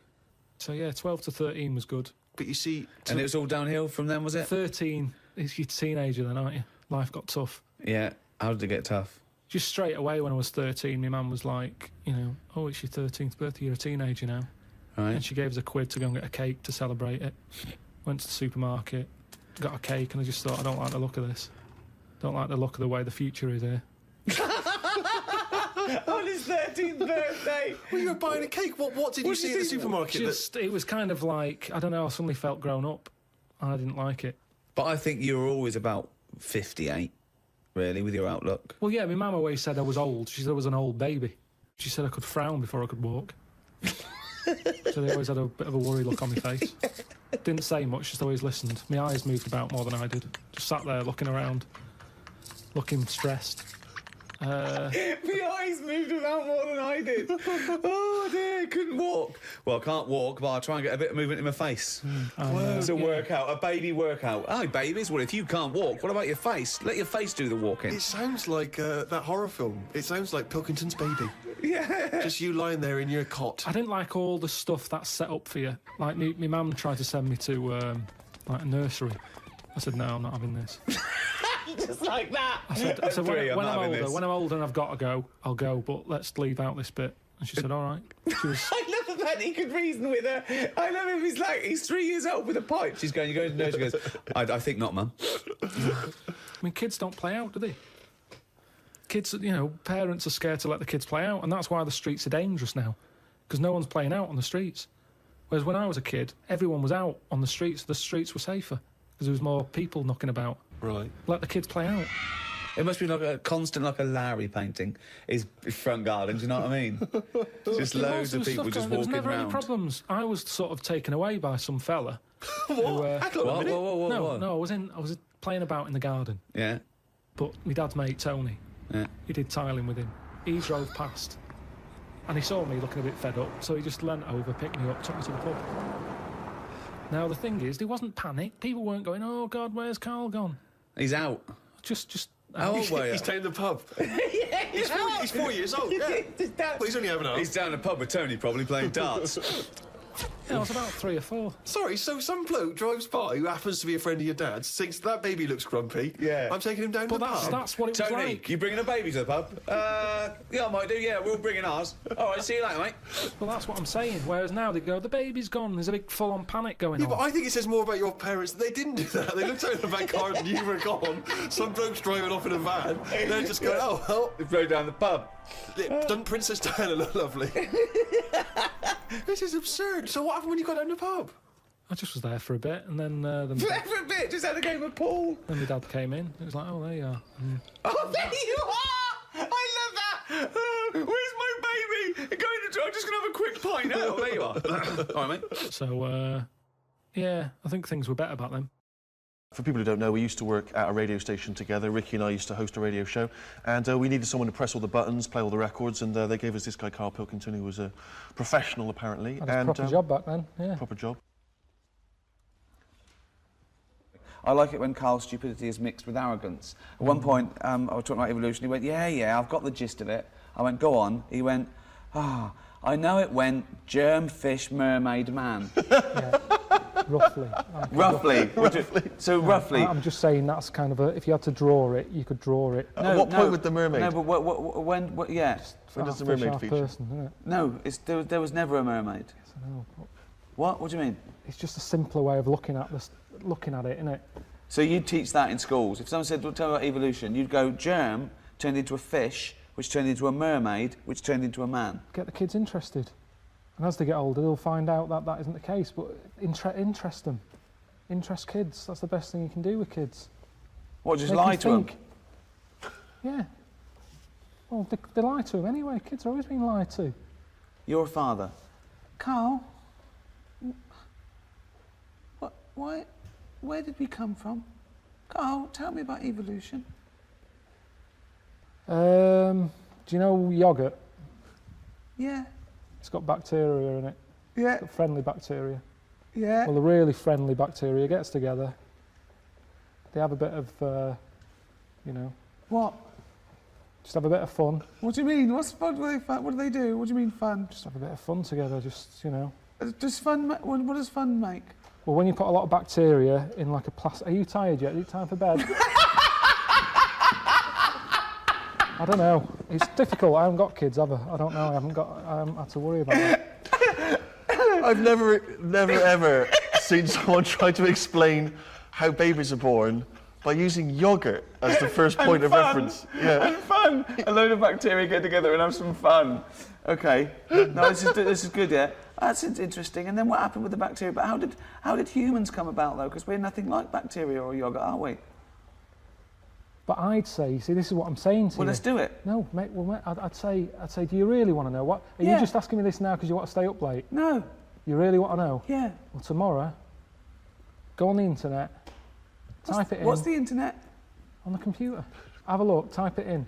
Type what in? How do you have a kid? Pop it in YouTube. Pop it in YouTube. How do you have a kid? Pop it in YouTube. The way you are.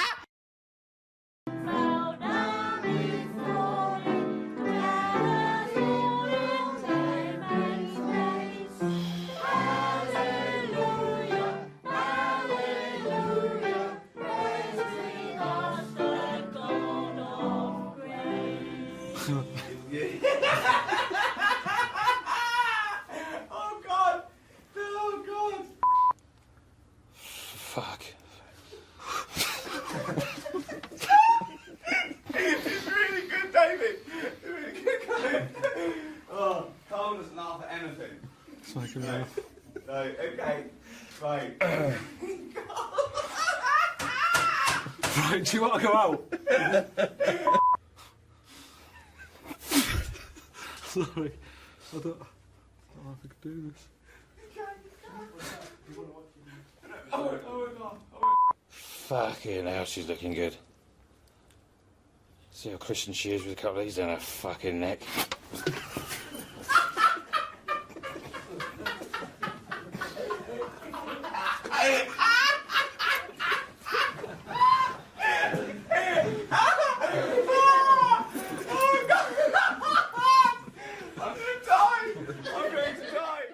You know Hannah's got you out here because you stink? Making a smell in there. Like knocking about with a fucking crab stick.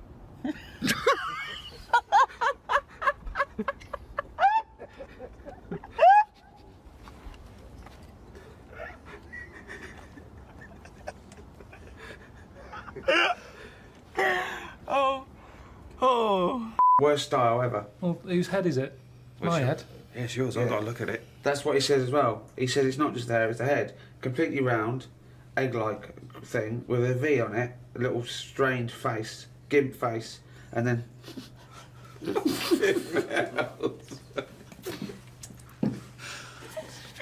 Okay, let's do it again. Don't worry about it anyway, it's nature. It's not nature, mate. It is nature. It is nature, that's exactly what it is. This bit fucked off, that bit stayed, don't worry about it. Oh, God! Oh! There's no chance!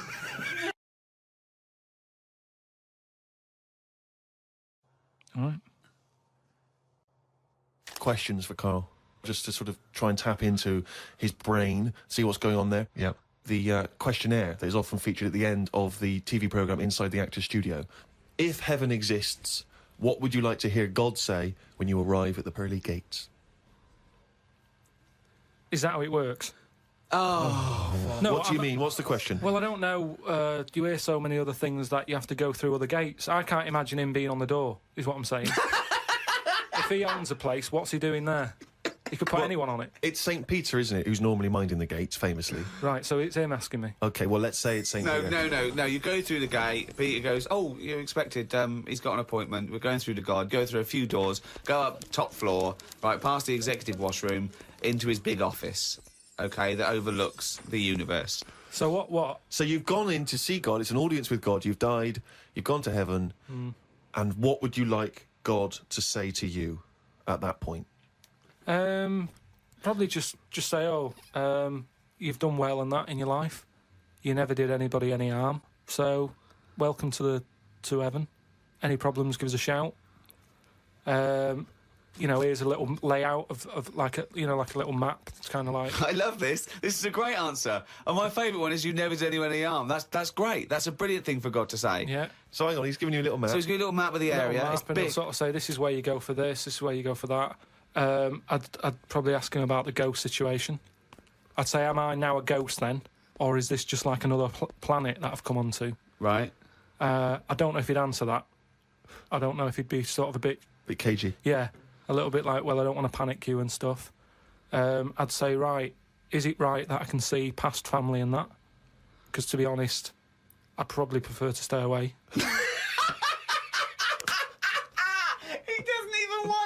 No, but because the thing is, if you've done I've done all that in this life, so it's about moving on to another life and meeting different people, isn't it? Yeah. Otherwise, what's the point? It's just like the same all over again, but everywhere's white. I mean, I don't know if it is like Do you think God would like this podcast? Well, I suppose it just kills half an hour, doesn't it? Well, yeah, but time's not a problem for him, is it? Yeah, it is, because he lives for ages, so he needs loads of filler. I bet he's, doing stuff that he's just like, "I'm not really into this, but it's something to do, isn't it?" Sudoku and stuff. But I think there'll be just as many problems up there as there is here, because at least people are leaving here, whereas up there, that's the thing that I'd be worried about the most, actually, that it's really crowded. Because it's years and years of dead people, isn't it? London does me head in. Up there, it's going to be well busier than that.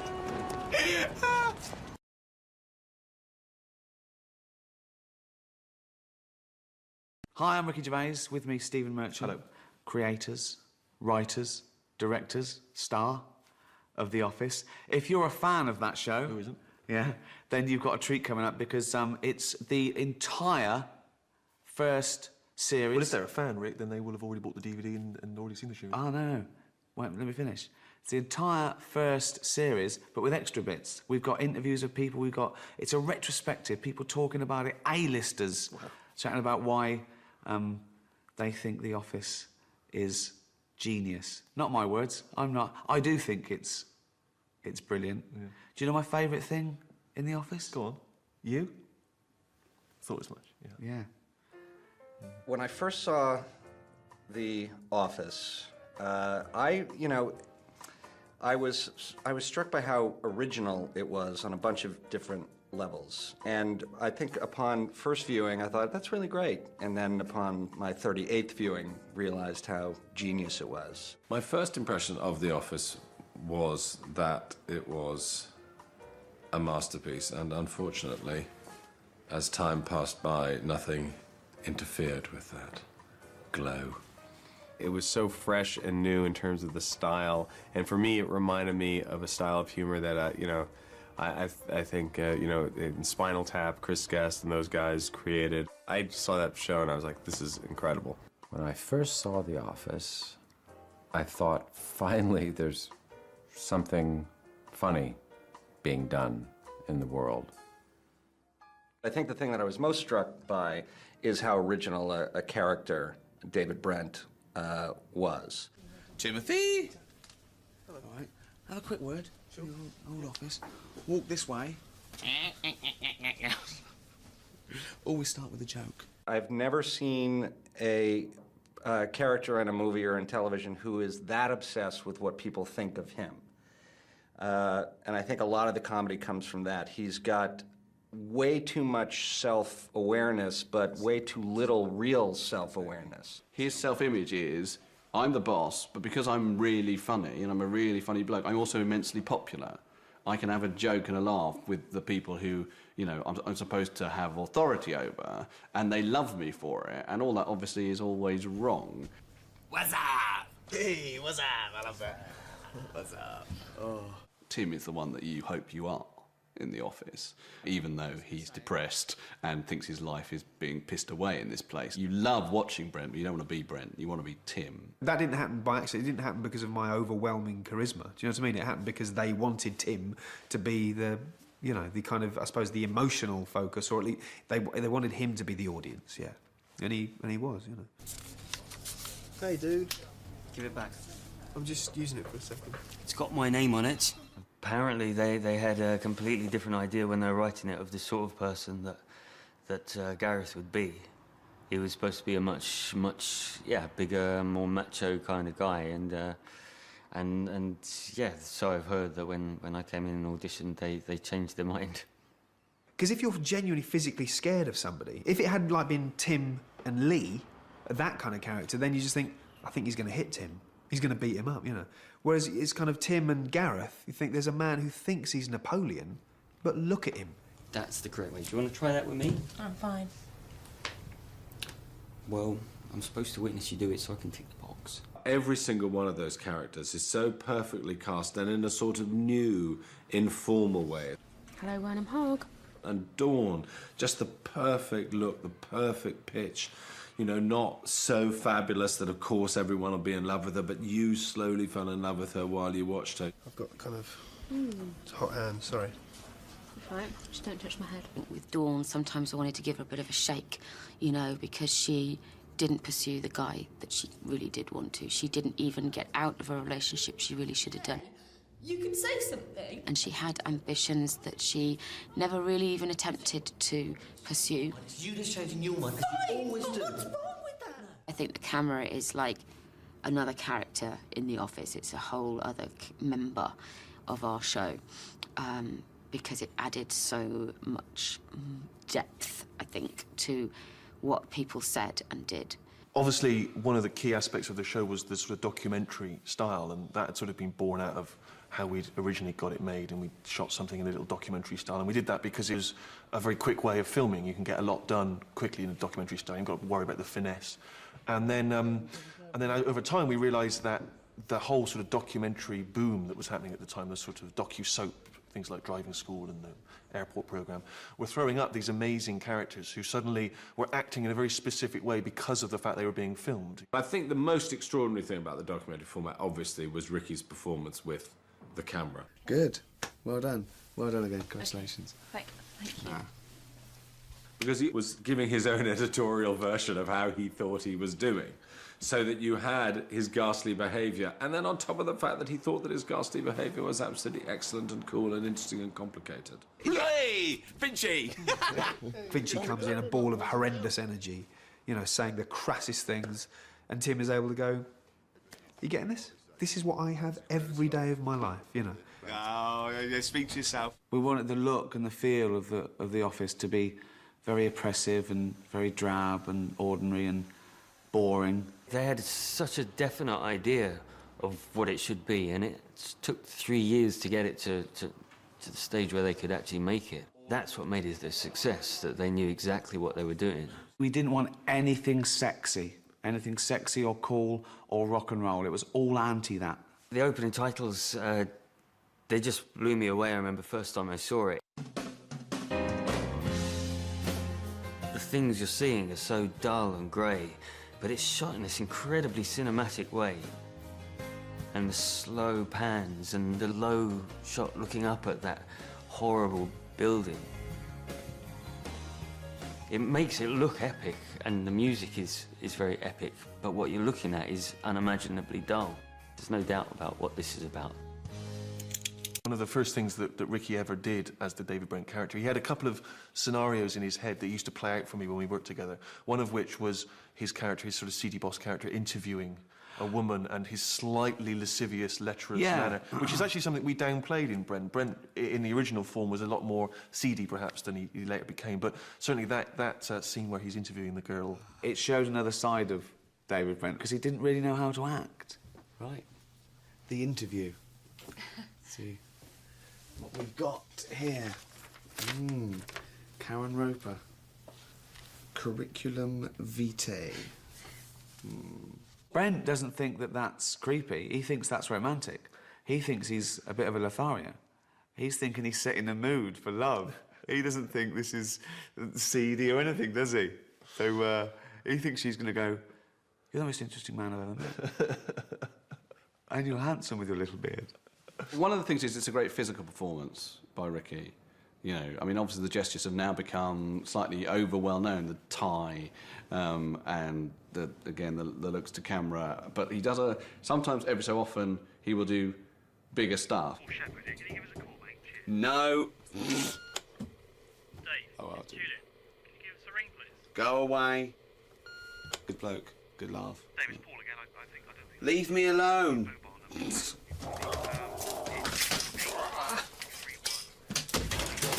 It's fine. It's fine, that one.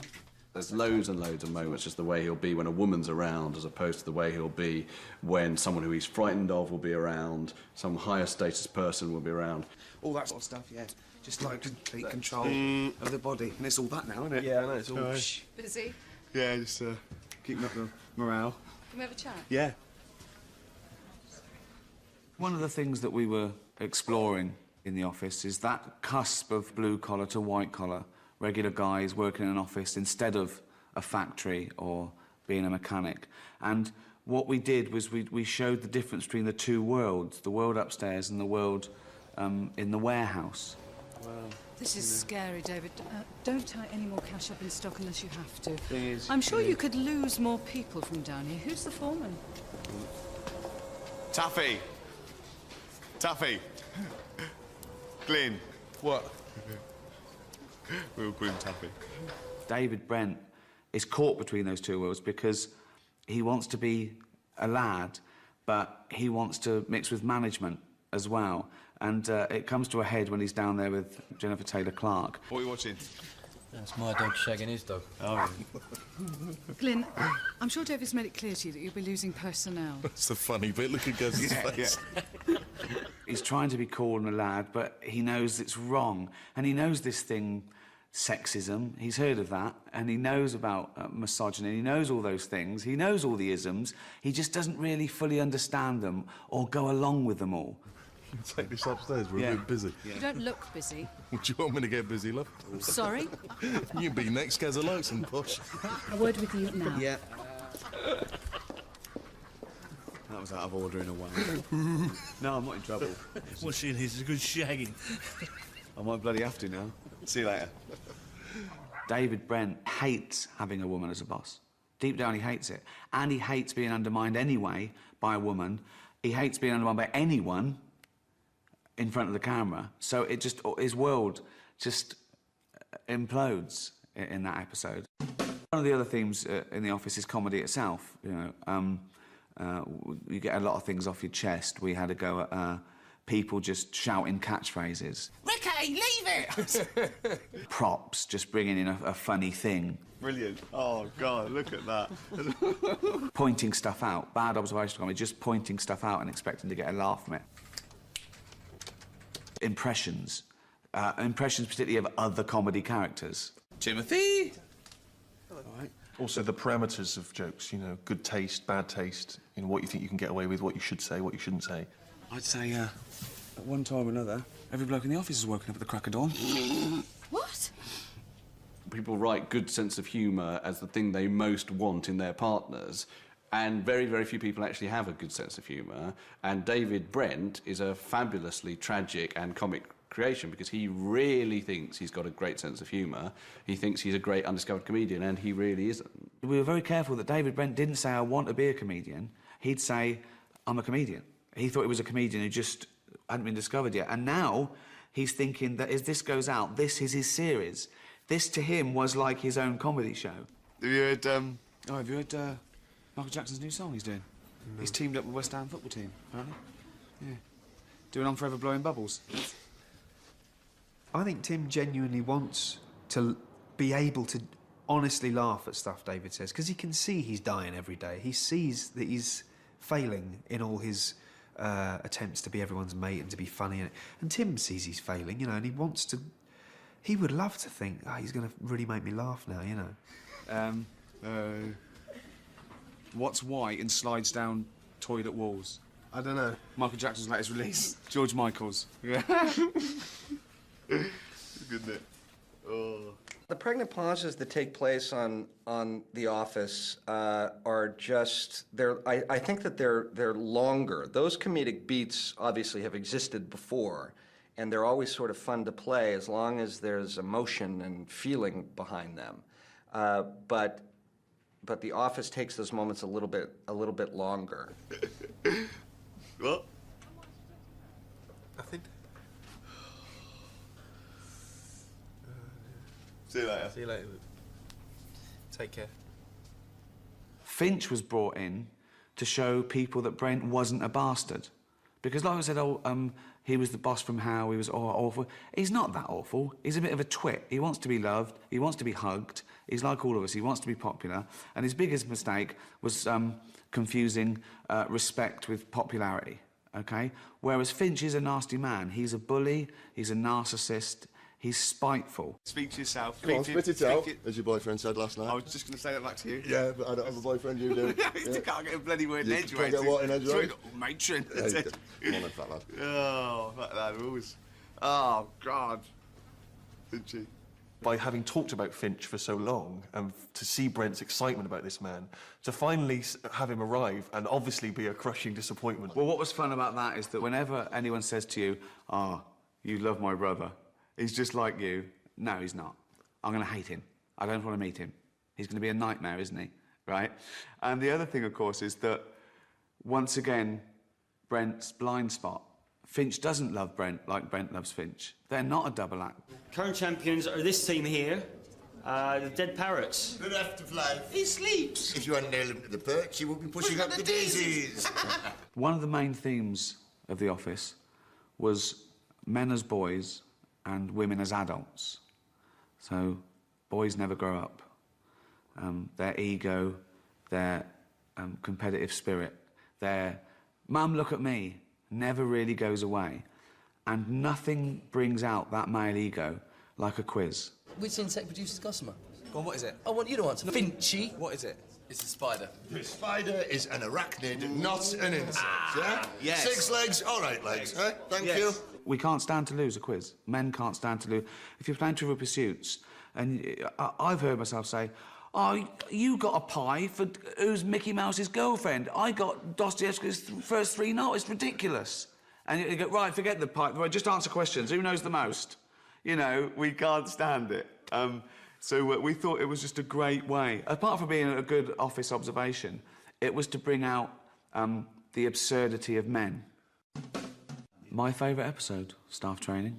I think one of the things we did when we started writing was sit down and for ages we just talked about offices we'd worked in, experiences we'd had, and obviously all the same things kept coming up. And one of those things that we'd both experienced in different places was training, being taught things that you already knew, you know, and how to work as a team. And we just thought, well, that's a kind of given as an episode.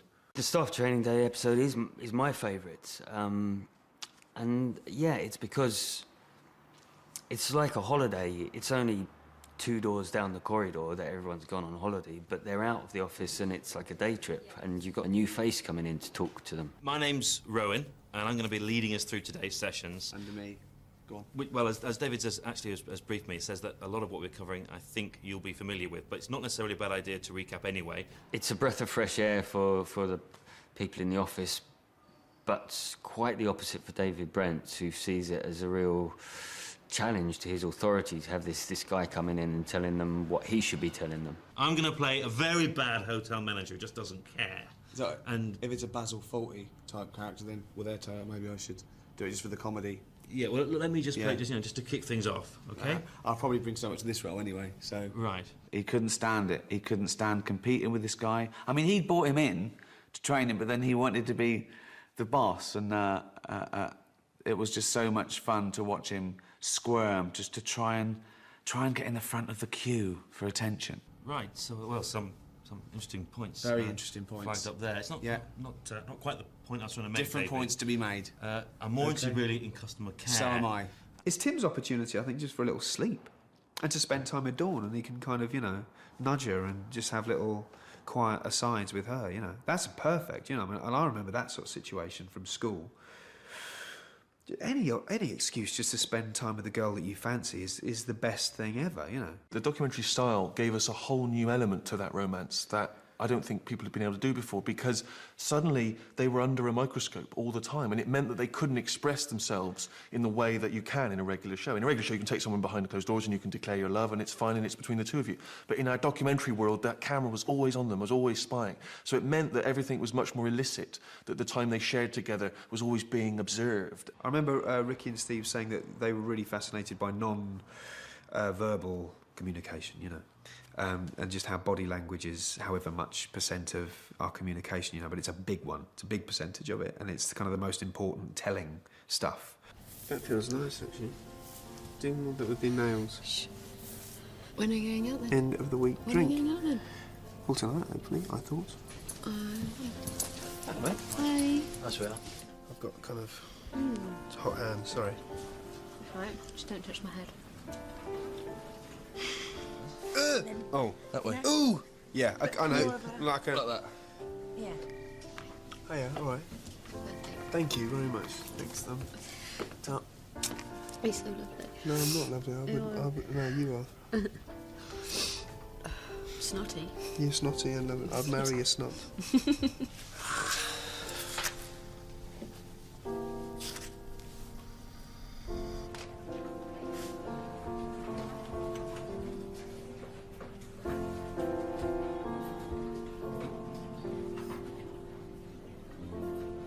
I think if I were a viewer, I would have enjoyed watching Tim and Dawn and their journey because it didn't seem implausible and it didn't seem unreachable. They made it feel as if you could have these little things inside you, these little stories that can come out, rather than it being this glossy Hollywood love story where they all end up brilliantly happy, but everyone's unbelievably rich and beautiful and in, sunny lands, and it doesn't feel like where we are, you know what I mean? And so I think I would have enjoyed seeing it play out. For someone like me, the romantic drama, particularly of the great Christmas special, is one of the great romantic comedies of all time, one of the great romantic stories of all time. I think the very best sitcoms have had profound things at the bottom of them. I suppose that's what makes them good. All of my favourite shows have always had a sort of romantic strand in them, whether it be Northern Exposure or Moonlighting or Friends. And I think it's one of the reasons, one of the things we liked is the kind of soap opera feel that the best of those shows have. Soap opera not being a sort of a damning phrase at all, that actually there's something about watching from week to week and building an understanding of that world and caring about those characters that's very unique to television. And a lot of British comedies don't seem to do that enough, and it seems strange. You're coming week after week, so you can draw people in. And so we were very keen to have that romantic thread, because we knew if we just kept going, it would just become the sort of beating heart of the show in a way. The supporting cast were actors, but sometimes it just said in the script, man one, woman one. And we gave them all names anyway, just in case it popped up, because we wanted that realism. They came in every day, they were sat in their seats, and they'd really be typing. And then one thing in the script said, someone leaves a message on his answer phone, and it was Ewan, and he was just cracking us up. Hello, you're through to Keith. I will be at training all day today. Please call me or leave a message and I will call you tomorrow. One of our pet hates was exposition, where someone walks into a room and goes, Jonathan, you know your sister, the one that went to the Gambia, who's a doctor? Yeah. But we found out that we could do that with Keith. Because of his strange, laconic tone, he could remind the audience what had happened and what was embarrassing. So it was funny anyway. But for people who'd forgotten, oh yeah. So you resigned then? Yeah, I've just got to hand him a notice, make it official. You know. You embarrassed yourself and all, didn't you, asking Dawn out? No, I didn't ask her out. That was... Why does everyone think... It was as a friend, Right, OK? It was just right. as a friend. You see, it ended with me taking a bite into the Scotch egg. We're talking about watching Pete practice. Boring, isn't it? Just staying in watching Pete practice with your life. Yeah. Not for me, I like it. I'll just stay... That was so good. That was so good. Something would put us off or something would go and one of us would always kind of crack and lose it. And we just couldn't get it right. We got through 3 or 4 Scotch eggs and eventually they had to give me ones back that had a bite taken out of them because they didn't have enough bought for the number of takes it took. So a couple of times I had to disguise a bite that had already been taken out and go in again. Boring, isn't it? Just staying in watching Pete practice with your life. Yeah, it is. Not for me, I like it. Yeah, I just stayed in at a big... It was one of the 400,000 scenes that we couldn't do in under 4 hours because it was just a lot of laughing, you know. I was the worst corpser of all. Yeah, I mean, it's strange because my job is to try and make people laugh for my own amusement, but sometimes that goes wrong and I can see fear in their face. Or I found myself funny and I'd laugh and ruin a take. Also, even if you've written the lines, if they're funny, I still laugh. What's the difference? A dwarf is someone who has disproportionately short arms and legs. I'm so sorry. What's the difference? A dwarf is someone... Fucking hell! You can't help corpsing. You can't help. You can help putting people off and making them corpse. But if someone finds something funny, you know, I celebrate that, really. I thought I found a lump. I examine myself regularly. I get checked out. It's fine, but terrifying. Testicular cancer. Cancer with them old testicles. What's that? Oh, that was a great one. We'll do it again. Please. We'll do it again. Damn. Steve came over once in the office and said, Rick, it's like making your own TV show isn't interesting enough for you. You've got to have other things going on. And so, I do, you know, I multitask.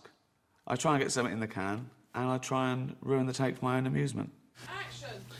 9.99 pure silk, so I had to snap it up. OK. He can't stand to do the same take twice, and so he would change something about it every time. Action.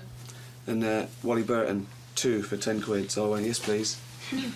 Something would have to be different, and that was the thing that would crack you up. Action. And, you know, Deaf Nobby Burton, who comes around with a case, 2 for... Why are you making it harder for yourself? OK, I'm sorry. OK, I'll just say Nobby Burton, who comes around with a case. 2 for 10, I've got 4.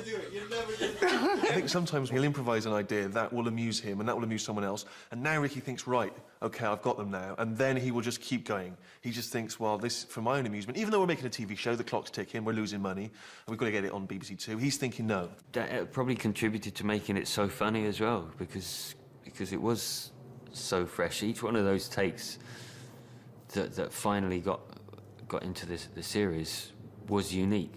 I've only just reached a point where I can watch it now and enjoy it and not really be thinking about how it was made or what he was doing that day that was terribly annoying. Now I start to see it, I think, for the first time as audiences do, and I can't remember some of the episodes, I can't remember some of the scripts. Jokes amuse me now for the first time, and so I've just got to a point where I can sort of see it and enjoy it. And now I feel more proud perhaps than I did then, because I really feel excited when I see a little clip of it somewhere, because it just feels such a three-dimensional world. I think that's the thing you're always trying to chase as a writer, is a world in which people believe those characters exist and that somewhere they're out there, and that, I think, you know, is its sort of greatest, for me at least, our greatest achievement. Yeah, I mean, I've only got fond memories of everything from meeting Steve to Thanks, mate.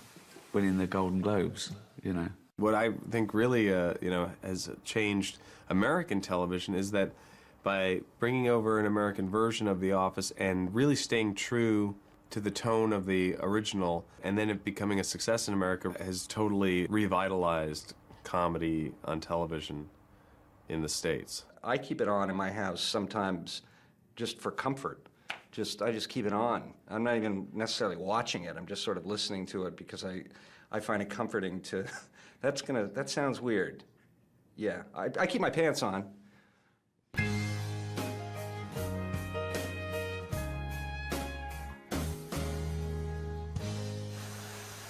We've always been a bit staggered at how successful The Office has been worldwide, and I think that what I love about it the most is that the characters are essentially the same in the remade shows. Brent is still Brent, and Tim and Dawn still Tim and Dawn, Gareth still Gareth, even though the names aren't the same. The characters essentially are... At one time or another, every bloke in the office is woken up at the crack of dawn. What? Lâche réceptionniste. Ça va? Oh oui, oh, viens. Anne, viens. Oh oui, viens, Anne. Oh, viens! À la camita.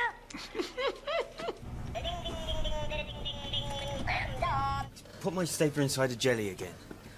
That's the third time he's done it. It wasn't even funny the first time. Il est chiant, il arrête pas de me mettre du fromage partout dans mes affaires. Pero mire, pero ¿cómo voy a desperdiciar comida, hombre, por Dios? ¿Pero cuánta gente puede alimentar? I thought I found a lump. Realmente me encontré un poroto, una cuestión re fea. Cancer des testicules. Mes pauvres testicules. C'est quoi? It's a bit of brie. What, from down there? See you later. I look back and there was that romance with writing our first sitcom, but I couldn't be proud of The Office. I honestly couldn't be proud of The Office, even if it hadn't won any awards and hadn't done. I think that I was proud when we'd finished writing it. I knew that we'd done our best, and it's the first time I've ever tried my hardest at anything as well. There was nothing really about that job, the entire job, that was not very enjoyable, especially in hindsight, because you come away and you do lots of other jobs. I've done lots of jobs before and lots of jobs since, and as always, you don't fully appreciate things when they're going on. You forget that this isn't all going to be as much fun as this. I haven't worked on anything that was such a joy to work on since. I've worked on some great stuff and had a great time, but there was something very special about that. About working on that, and we knew it. That particular job was full of nice people, funny people, smart people, and people that I was glad to see every day. And sorry when that ended. I'm still proud of it to this day, and people ask me about it the whole time, and I'm always happy to answer their questions, because it was a very important part of my life and still is. My biggest ambition from a young age was to write. Honestly, was to write and be involved with a sitcom that would be thought of, fondly, and possibly even amongst, the sort of much-loved sitcoms. And I feel like to some degree we've achieved that. And so now I don't know what I'm doing with the rest of my life. Now I've got to sort of recalibrate my expectations. Now I'm just filling up the hours before I die. That's why I'm here today. But that's not gloomy, is it? Well, you got voiceover work, though, haven't you? Got some voiceover work, yeah. Yeah, that's some voiceover work. Barclays.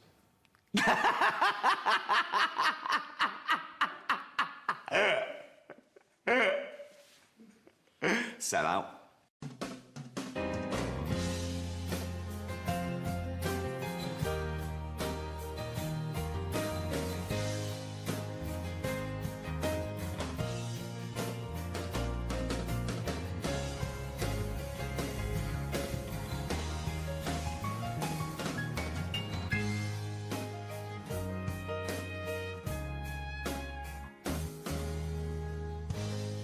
This is the worst part of my job.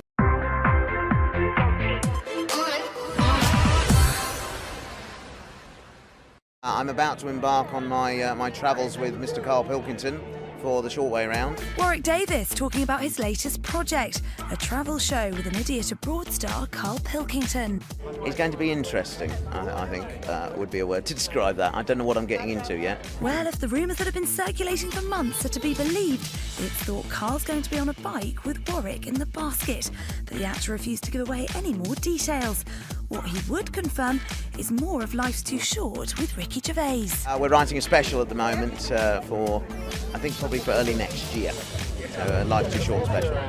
I can't tell you, it's terrific though. I can't tell you, but it's really, really great. Yeah. Oh, Warwick, if you insist on being so secretive, no wonder the internet's rife with bike basket riding rumours.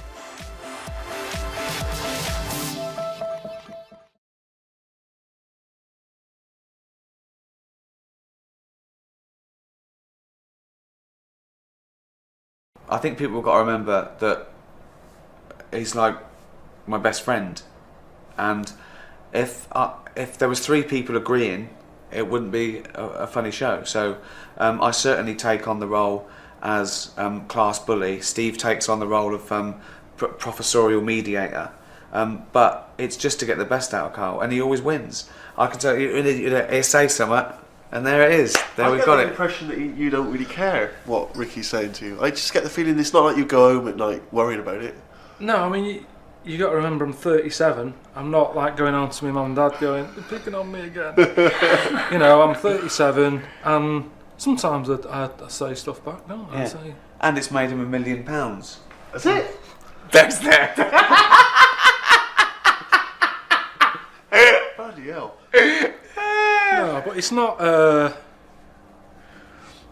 It doesn't bother me anymore. I've got used to it. I mean, it started off slowly. But it's anyone who doesn't realise it's with his blessing, he wouldn't do it again. We've known each other now for 10 years. Me and Steve have known each other for, I don't know, 12, 13 years. It's like, that's what mates do. That's how I was brought up. That was the whole thing. You poke someone until they come back. And you don't mind if they come back with a zinger. And Rick, if you want. I can poke him now, is it?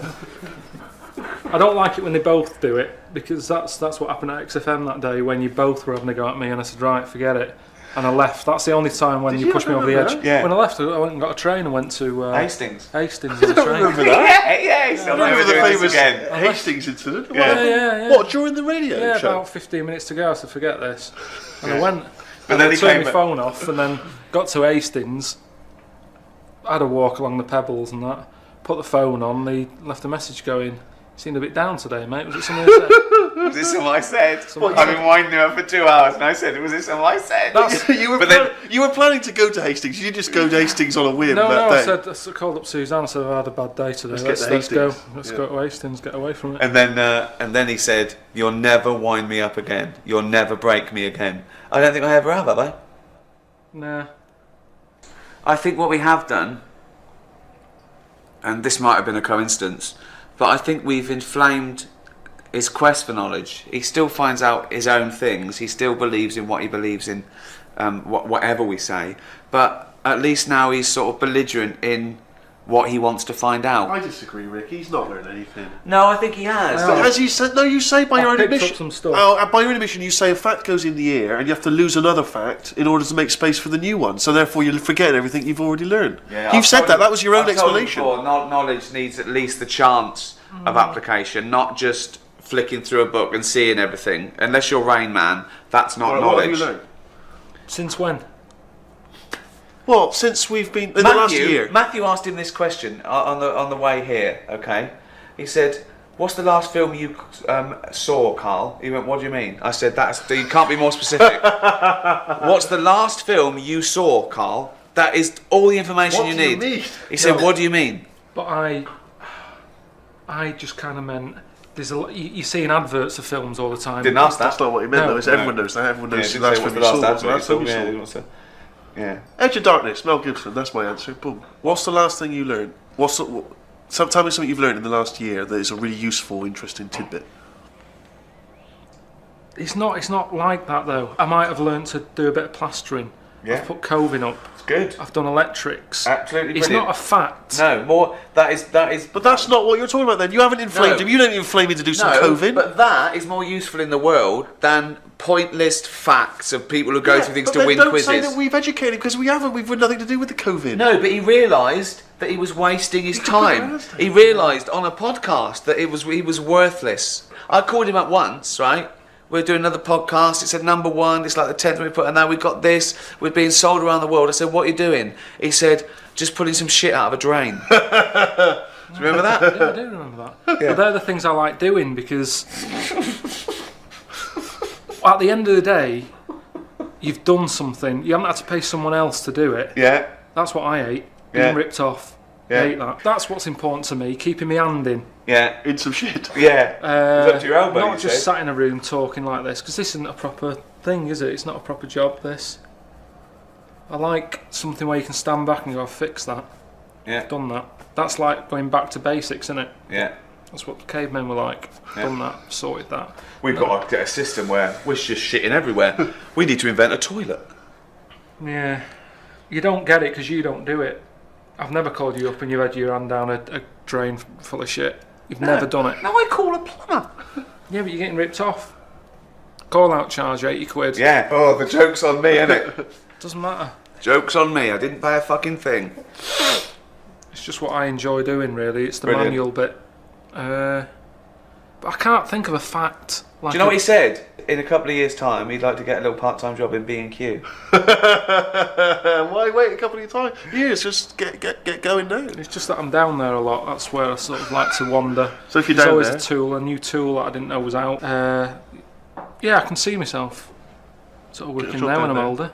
Yeah. What I mean, sort I of help age? people now. Like, if I 40? hear people, I overhear old people saying, "Oh, I'm struggling finding the coat hooks," and I go, "Aisle 4." You might as well get paid for it. Yeah. I love it. Oh dear. Home base.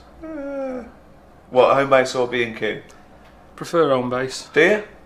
I can never find any staff in home base. Can't you have 2 part-time jobs? Because you could do what, half in B&Q, half in home base. Co-ops are a different place in B&Q then. Yeah. Confusing. Isn't What's it? your ideal job now? If someone said you can do anything you want, it's a 40-hour week, you get paid whatever you're earning now, what do you want to do? No, if I'd like to do anything, I've always said about being a surgeon or a doctor. That's not going to happen, mate. That is not going to happen. No, but you said I could be anything. No, but given your abilities. Well, Getting home shouted base. drains. Yeah. No, I know, but that's what I'm saying. I know I'm not, you know. Well, why don't you go to medical school? I think it's too late now. Well, you probably now with your profile, you could probably have a little go. I mean, they let celebrities, like pilots always go, "Do you want to come up the cockpit?" No, it will With me. happen. I think that's like the next X Factor style thing, isn't it? That's the next thing to do. Yeah. It's a way of getting new people interested, young people into jobs that we need cover for. We've got loads of singers now. Yeah, we don't need another singer. We're sick No of one's going, singers. "Oh, I need another singer." No. Sick of it. Everyone's singing. It's like we're living in an opera now. Everyone's singing more Yeah. than they're talking. They did a survey, it was on the radio yesterday, amongst kids, 54% of them said they wanted to be famous when they grow up. 15% wanted to go into either doctors or nurses. 54% just wanted to be famous, non-specific. You could be a isn't it? famous doctor. I'd prefer to be a famous doctor than known for doing what we do. Which one? Dr. Crippen? Just Dr. a, Dre? just a good one that everyone goes, he's good. Dr. Fox is the best. Yeah. Just a brain surgeon. Hearts. Be good, that. Be a good feeling at the end of the day.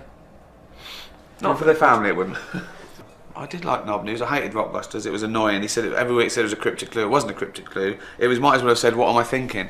Because none of the clues worked. Absolutely ridiculous. Many of them racist. I don't remember much of the non-news. A famous one was a bloke who grew a penis on his arm. Why did he do that? Because they had to give him graft it on. They couldn't do it on. They had to take his old one off, or he'd lost it, and so they grew it on his arm.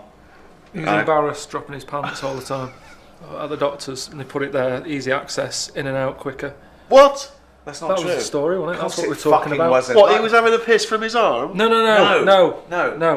No, he'd lost his penis. Sorry, Rick, sorry if I didn't quite get it right. I didn't realise it was... Right. He didn't make it quite clear. Apparently he'd lost his penis, right? Right, But so they he grew said, one on his arm. So no, they grew his back on his arm. So to keep it alive while they were sorting something out, he had a horrendous accident. Right. So they couldn't put it back there, but they needed to grow it on something. So they grafted it onto his arm to just grow it there before the operation. That makes sense, but what's he talking about? He made it up. Embarrassed? He embellished. He made it up. He was embarrassed to have it. He didn't like flopping his trousers. I think he thought it was someone else's at first. Like they were growing knobs on this bloke's arm. They go, we need to grow a knob. I know a bloke's arm. It was perfect. He's got the most fertile knob-growing arm. We haven't done knob news for ages. No, I wonder why. Why did that die out? Why did that die out? There probably wasn't a lot of knob news in the world to keep it as a feature. Trevor McDonald. Here's knob news. Channel 4 has very wisely got itself in bed with us with our our new animated series in which Ricky, Karl and myself take on animated form, but the conversations are all real. They're all real. Real life conversations that we've had over the years. They're not manipulated, they're not redone, we don't say let's do that again, it's not scripted.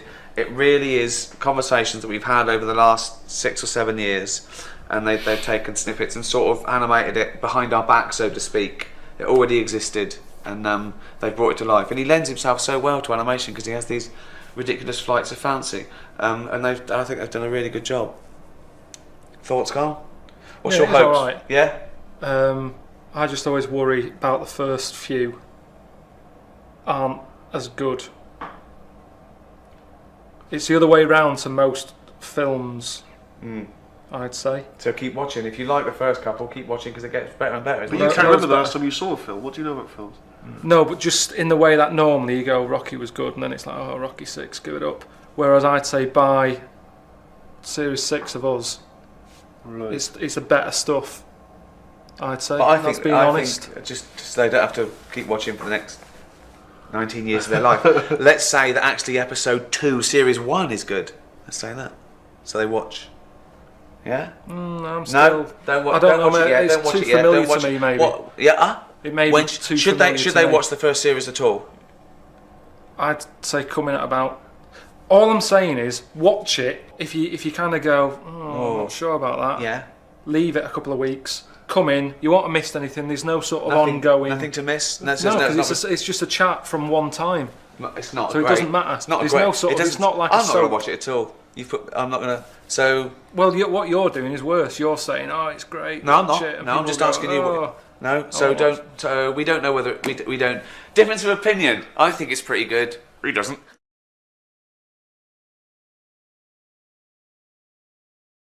Right, old woman, about 70 years old. She's normally fit and healthy and stuff, nothing wrong with her, she's having a good life. And one day, she goes for a check to the doctors, just to check herself out, because she's getting on a bit. Says, take your clothes off and that. So she does, and checks her out, says, yeah, you're looking good, you're looking good. Turn round, he said, oh God. He said, you got a tumour on your buttock. Right? So she goes, oh, what can you do anything to sort it out? So they go, yeah, we could book you in for an operation. It's best if we remove this. Books are in for an operation. Operation day comes, strip her down and that. They're all stood round, the doctors. Start to operate. It only turns out it's a pork chop that she sat on 5 years earlier and it had stuck to her buttock. Right, Karl. I can forward you. I'm not, honest. right. No, listen. Serious. Right, okay, Karl. I'm telling you now. I'm leaving. I'm never doing this show again. No, I'm serious. Honestly. You're talking. I've never had any such. You are. Play a record. Play a record. I couldn't believe it.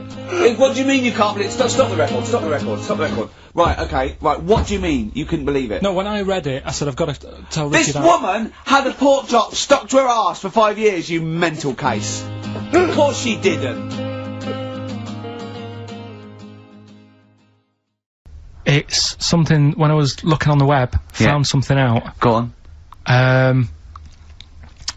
It's a story about a woman who had a baby. What are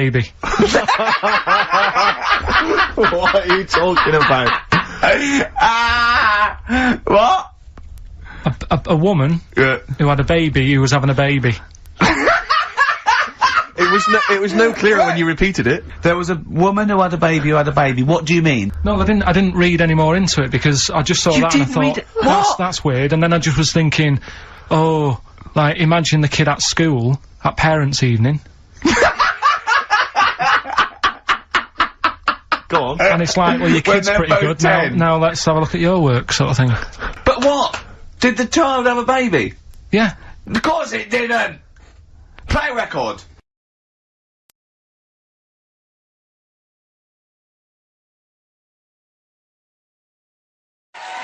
Nice one, Ricky Gervais and Stephen Merchant. They've had a great 2004. They got 2 Golden Globe Awards this year. Also, the Christmas Specials DVD has already sold 250,000, and tonight comes Bitter War.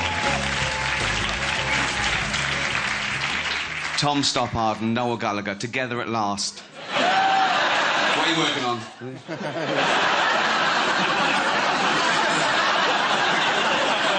We don't have to thank anyone.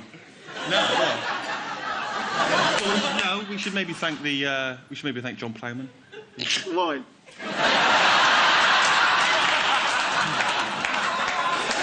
Maybe the BBC. I don't know if that. We're on a proper channel now. Maybe we should thank the producers for all their input. Nice one. I still got it. Talking of the producer, he's had his little... There he is. When Stephen Hawking came up, he had his little nose powder joint, didn't he? Which, to be honest, is the least of his problems. Because usually he's the best one in the room. So I wanna... Don't worry, you're just the same as Stephen Hawking, but without all the clever stuff. Although he milked it a bit, didn't he? He's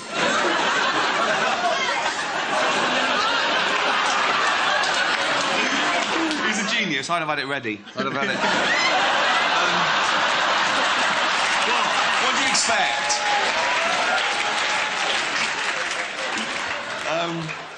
I lost him for a little bit. Yeah, you want him back. Want him back.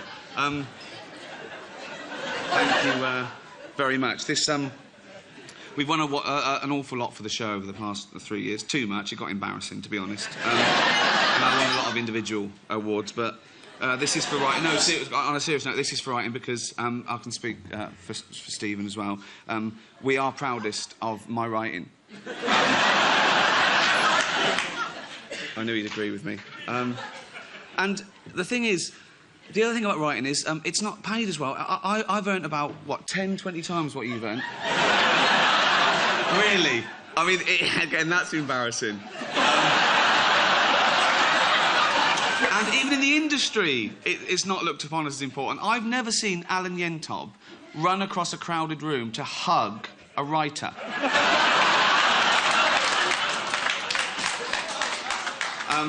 But thank you very, very much. Thank you very, very much indeed. And Merry Christmas. Thank you. Imagine, oh, God. Just imagine if he was in charge. We did put him in charge of the country. Terrifying. Wouldn't that be amazing? Let him run the country. Just for a week. Or the mayor. What would you do if you were the president or the Lord Mayor of London or the Prime Minister Carl? I wouldn't do it like he's going to be offered it.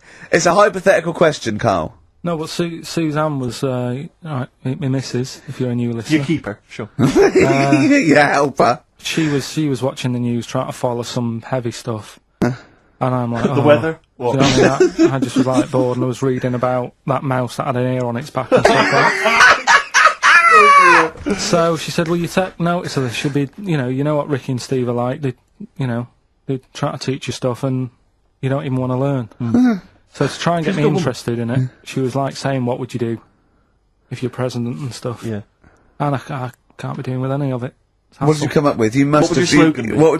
What did you come up with? Did you come up with anything?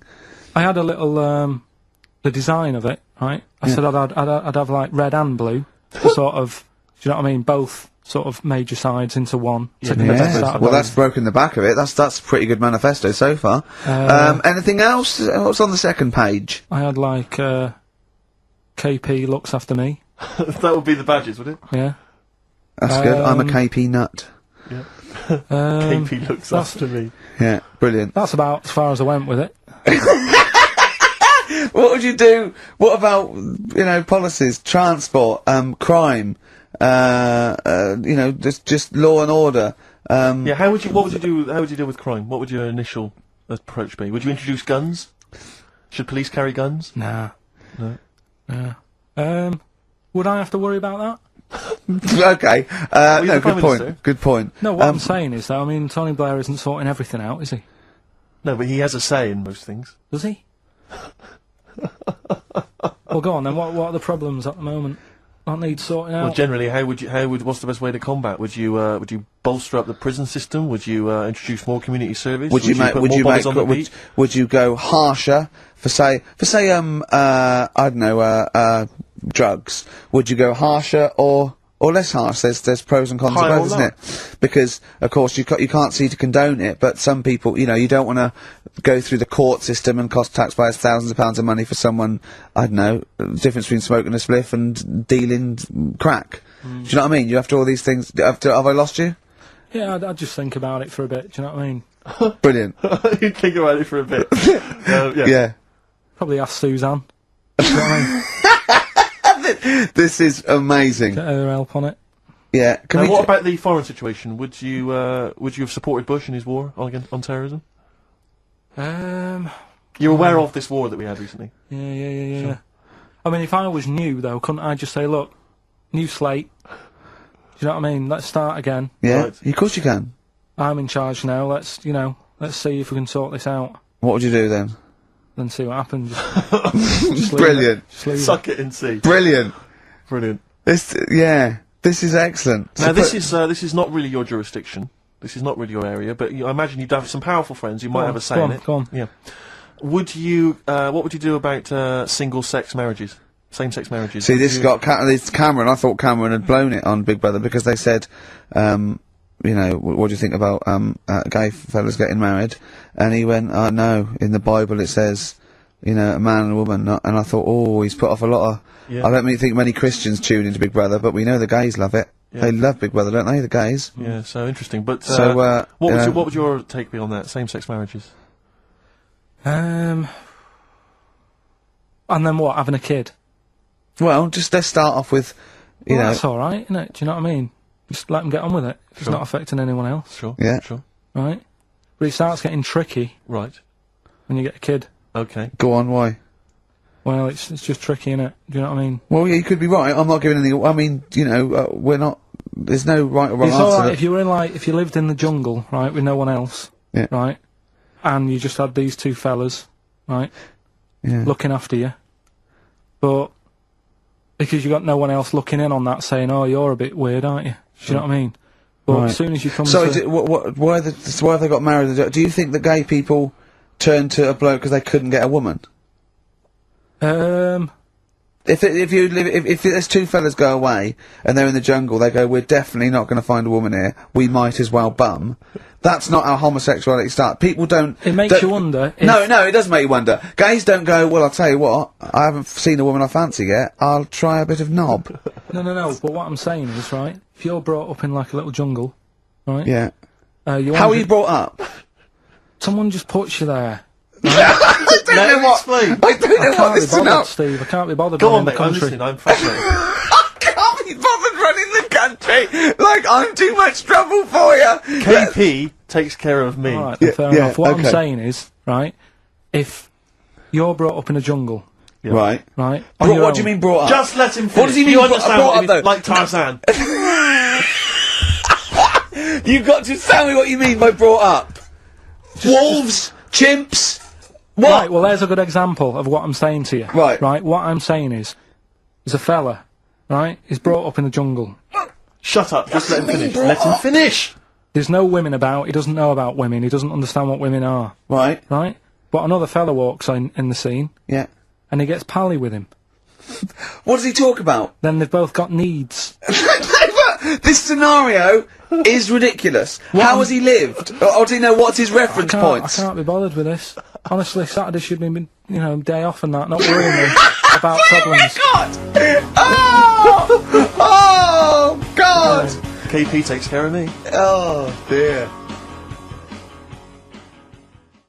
Last week, after your nervous breakdown, you went to Hastings. Yeah. Can I ask, why the hell did you go to Hastings? It's so arbitrary. What do you mean? Why go to Hastings? You lost him on arbitrary.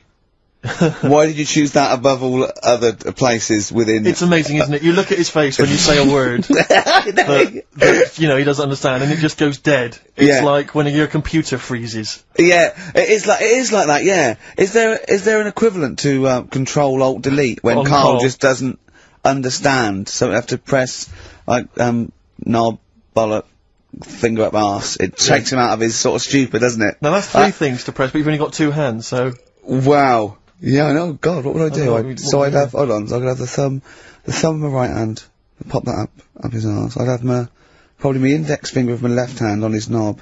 How would I press his testicles? What would I use? I'd have to use some other part. Shall we try it? Yeah, let's go around there. Look, come on. What? Sit down. I just think it's time you had a little kiss. You're so welcome. I've already had a little, What happened, Carl? He loves it. I'm just gonna give you a little kiss. Just for the webcam. Right, hurry up then. Alright, on the lips? No, not on the... come on. Oh, God. I love it because he hates it so much. You won't get that radio on. Can I just kiss and make up with Carl? No, that is... No, let me just kiss my kiss. Yeah, but it doesn't next week it'll be the same again. It doesn't mean anything. It's like saying sorry. Oh, on the lips. Go on, look, he's... Get off I've never... Carl has gone a absolute shade of purple, straining not to have merchants... There's no point, Steve. No. There's no point. No, just shake and make up. Shake what, Rick? There you go. All friends, sit down. That's lovely, that's a lovely moment. So, can we finish there now? Yeah. What do you mean? What do you mean, can we finish there now? Just play the ads and go. What? No, what are you talking about? We're going to play Johnny River. Sing it all day. Play that then. Goodness me, Carl, look at you. We haven't got time. Merry Christmas, Carl. Merry Christmas, Carl. Enjoy the champagne. Let's give him a little kiss. Oh, a little kiss. Oh, no, with tongues, it's Christmas.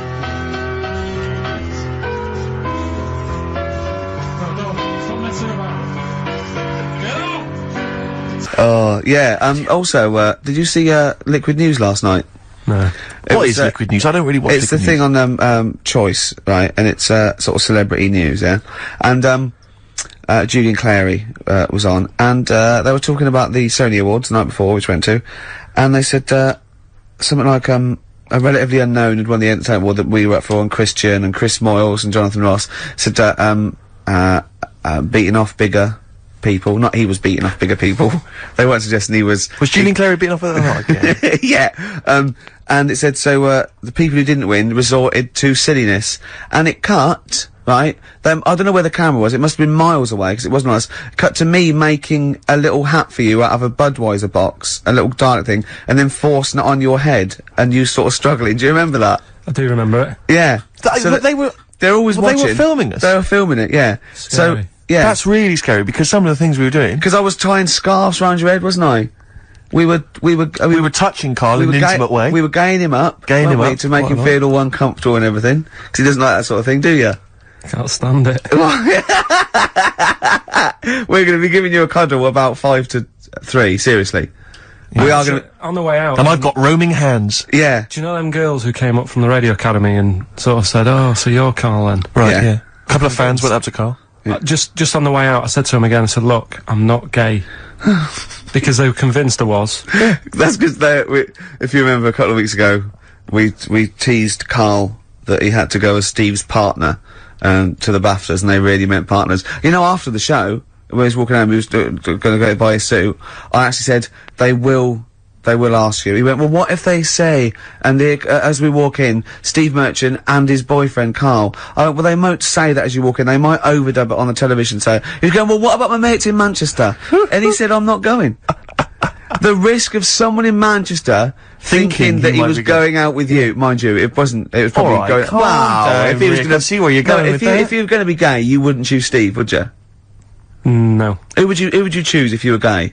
If you could go out with any bloke, who would it be? That's a good one. Yeah.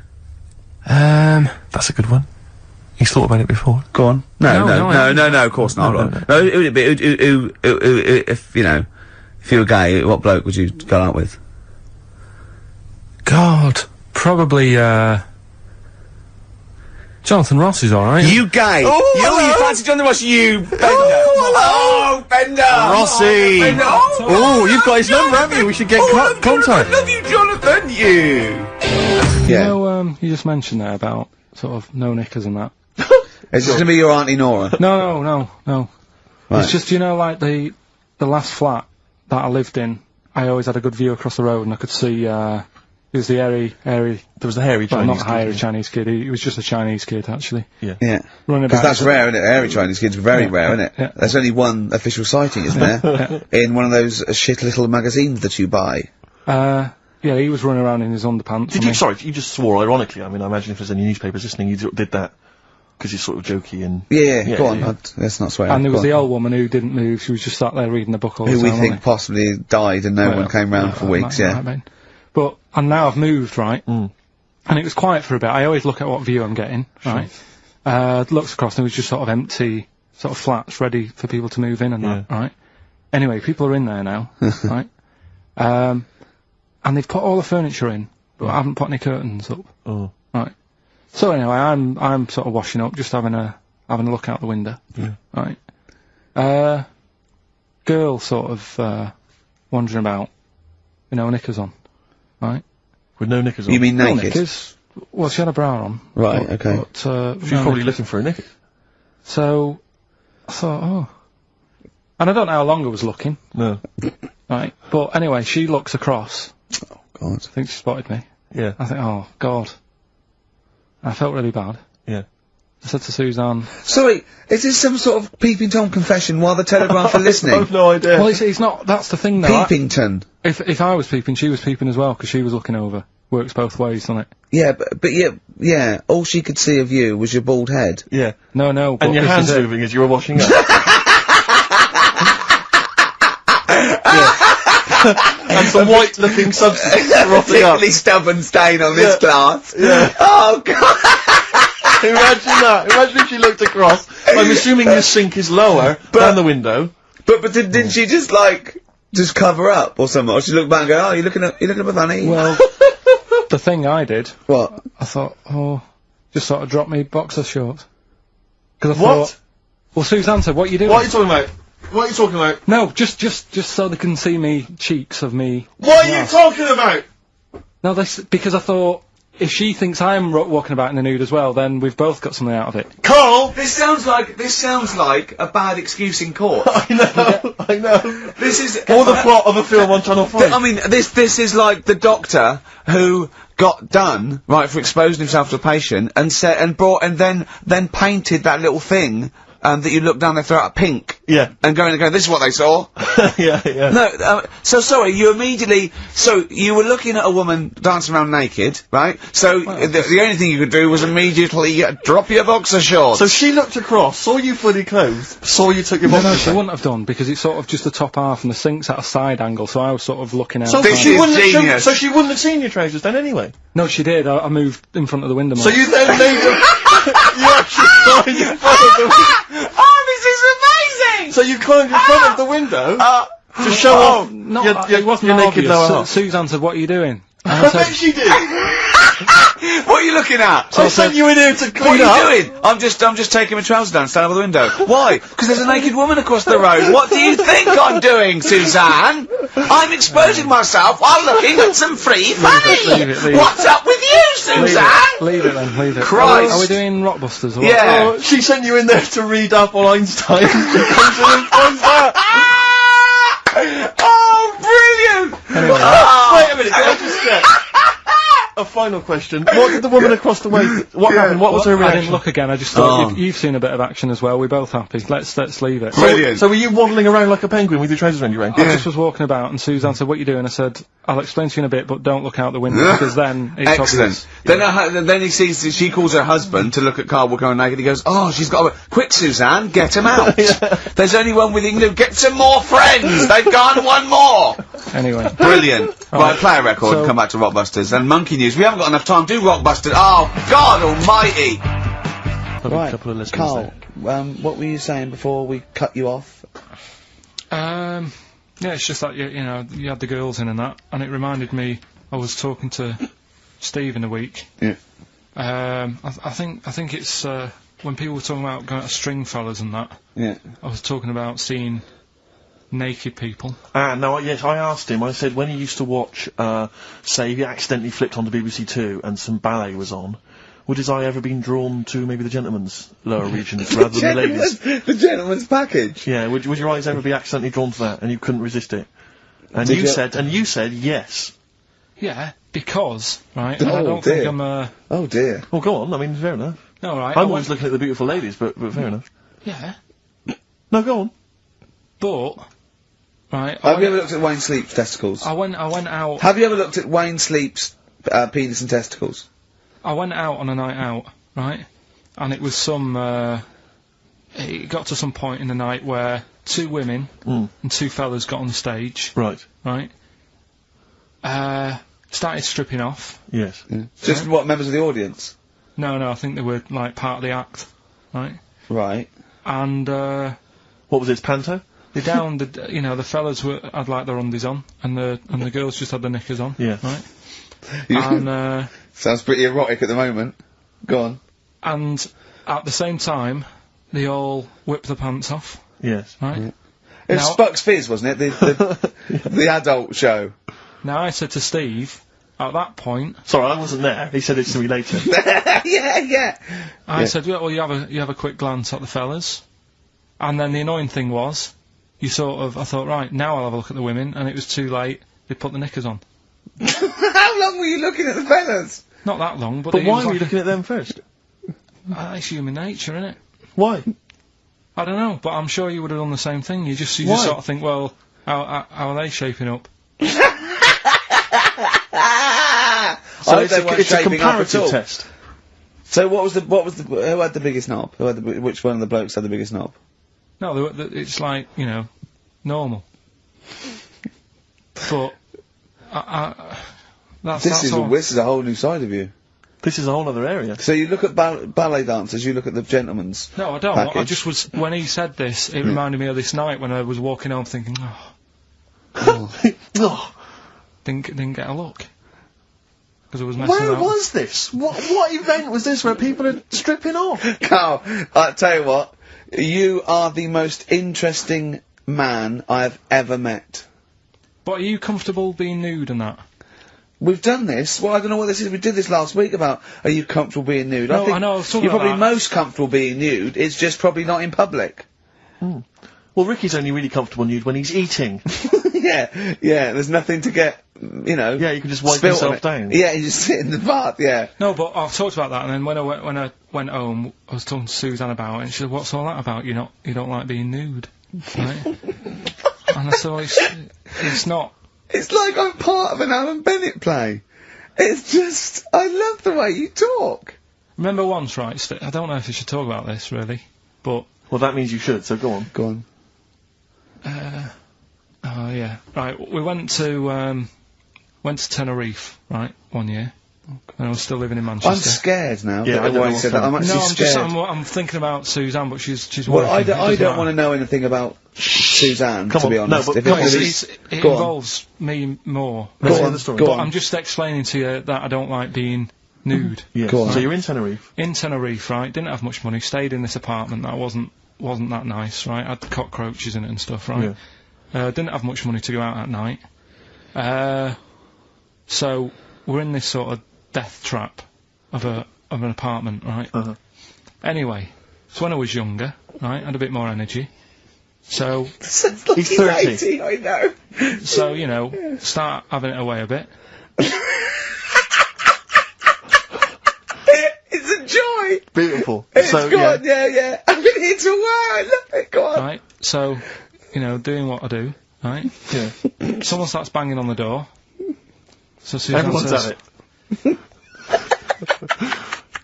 Right, so you mean knocking on the door? Right, okay. Yeah. knocking on the door, right? So Suzanne said, "You better get it." So I said, "I can't get it now, can I? I'll have to wait a bit." Right. I can't go to the door. Go on. So the banging's getting louder. Yeah. Someone at the door. Yeah. And she's like, "Oh, no, but it must be important." I'm like, "In a minute, just." So anyway, I don't want to know anymore. Keep going. No, come on, finish the story. Open the door. It's a fireman. So I just stick my head round, and he's going, "You'll have to get out. The building's on fire." Right? So I'm like, "In a minute." Sorry, you weren't still having sex at this point?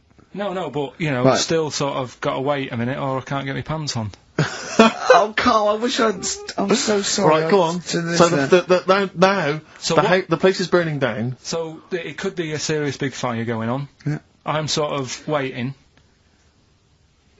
You can hear people sort of screaming and that, panicking.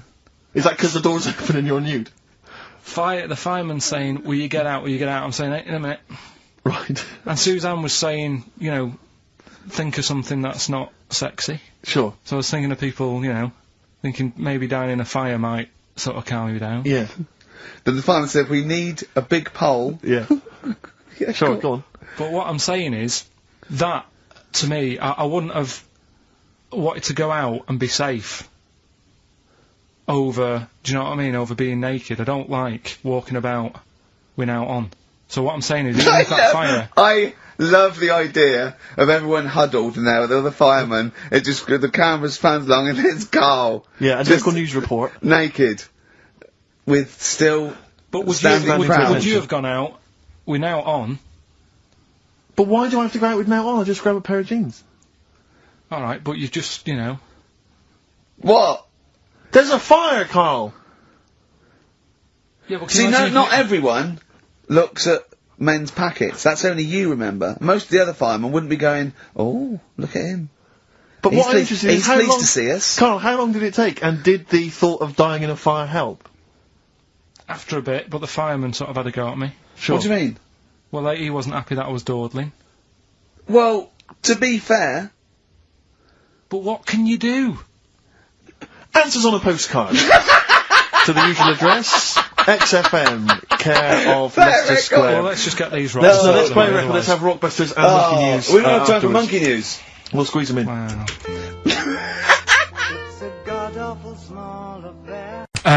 And don't worry, I don't say, "Oh, it's really bad." Just think she's 98. Let her have a nice rest of the life. Yeah. But instead, she was there, and the annoying thing was, and they do this with a lot of people in hospital, they pump you with drugs, try to sort it out. They don't, you know, there's probably a bit of guesswork going on. Maybe. A little bit. Not as much as you, but go on. Right? And because of that, they sort of break wind a lot. So I'm sat there with my dad talking. Whoa, drugs do that, Steve. I'm sure if there's a doctor listening or a nurse, they will clarify that if they pump you with all sorts of stuff, it wants to come out. Right. So you're sat there having a serious chat. It's a quiet hospital. The woman next door with the blue hands suddenly starts seeping gas, right? Well, I start laughing. Because if there's one thing that makes you laugh, it's that, It's a 98-year-old woman with blue hands farting. So you try to hold it in because it's a really quiet hospital, and it'd be obvious that that I was laughing at, and I didn't want to be mean, but it was funny. And then it got me talking about my auntie, because my auntie Nora, she same thing, pumped her with loads of drugs. She used to a cabinet next to the bed is like boots. She's got loads of stuff, right, for all sorts of stuff. And I mean, she's not that old, but she's on loads of stuff, right? She's a bit coked up, is she? She called up my mum once. And, yeah, you told us this. Go on, tell it again. And she said, "Oh, how are you doing?" And that. She said, "All right." Bit worried though. My mum said, "Why? What's up?" She said, "I've been breaking wind." So she goes, "Well, you know." She says, "No, but this one is going on and on and on." And she was like, she was like, what do you say? What's like passing wind, farting for 5 minutes. one thing, not like, you know, trumping and then nothing. Yeah. Continuous drone of a fart. Yeah. I don't think she had. How big was she? She must be the size of a barn. No, she's not that big. She's, you know, she's good for her age. No, Quite but I mean, quite slim. No, It's but just- fighting for 5 minutes. Where's all the gas? Was she circular breathing? Was she sucking it in with her mouth? It was just, I don't know that much about it. But she called up my mum. About 2.5 minutes in. Could you hear it in the background? 2.5 minutes in! 2.5 minutes in, she called my mum up, and it went on for a further 2.5 minutes. Oh. And she just stayed on the phone, did you? Where On the was- phone, going, well- can you hear that? Well, yeah. Did she hold the phone next to her arse? Listen to that. She was off the I'm ground. trying to work a tune down.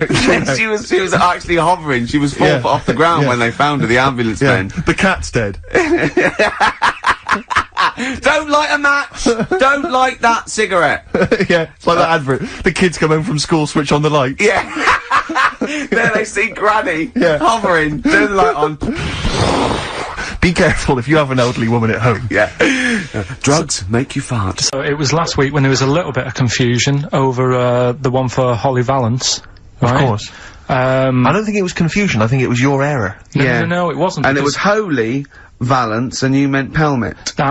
Then Becky, who called up that time and said, oh, if you're getting mistaken with Pelmet, right, she sent me an email in a week saying, I've done a bit of research. It was my fault, I've made an error. It is a Valance. Okay. And I know about Valances, as I told you last week at the very end, me auntie loves them. Yeah. Right? She makes them. She started off just like putting them on top of the, sort of window around the curtain. And then she thought, oh, I can do more with this. And she had a little coffee table that had magazines underneath, and she said, I'm sick of seeing them magazines when I'm sat down. She sounds like a Pilkington. So...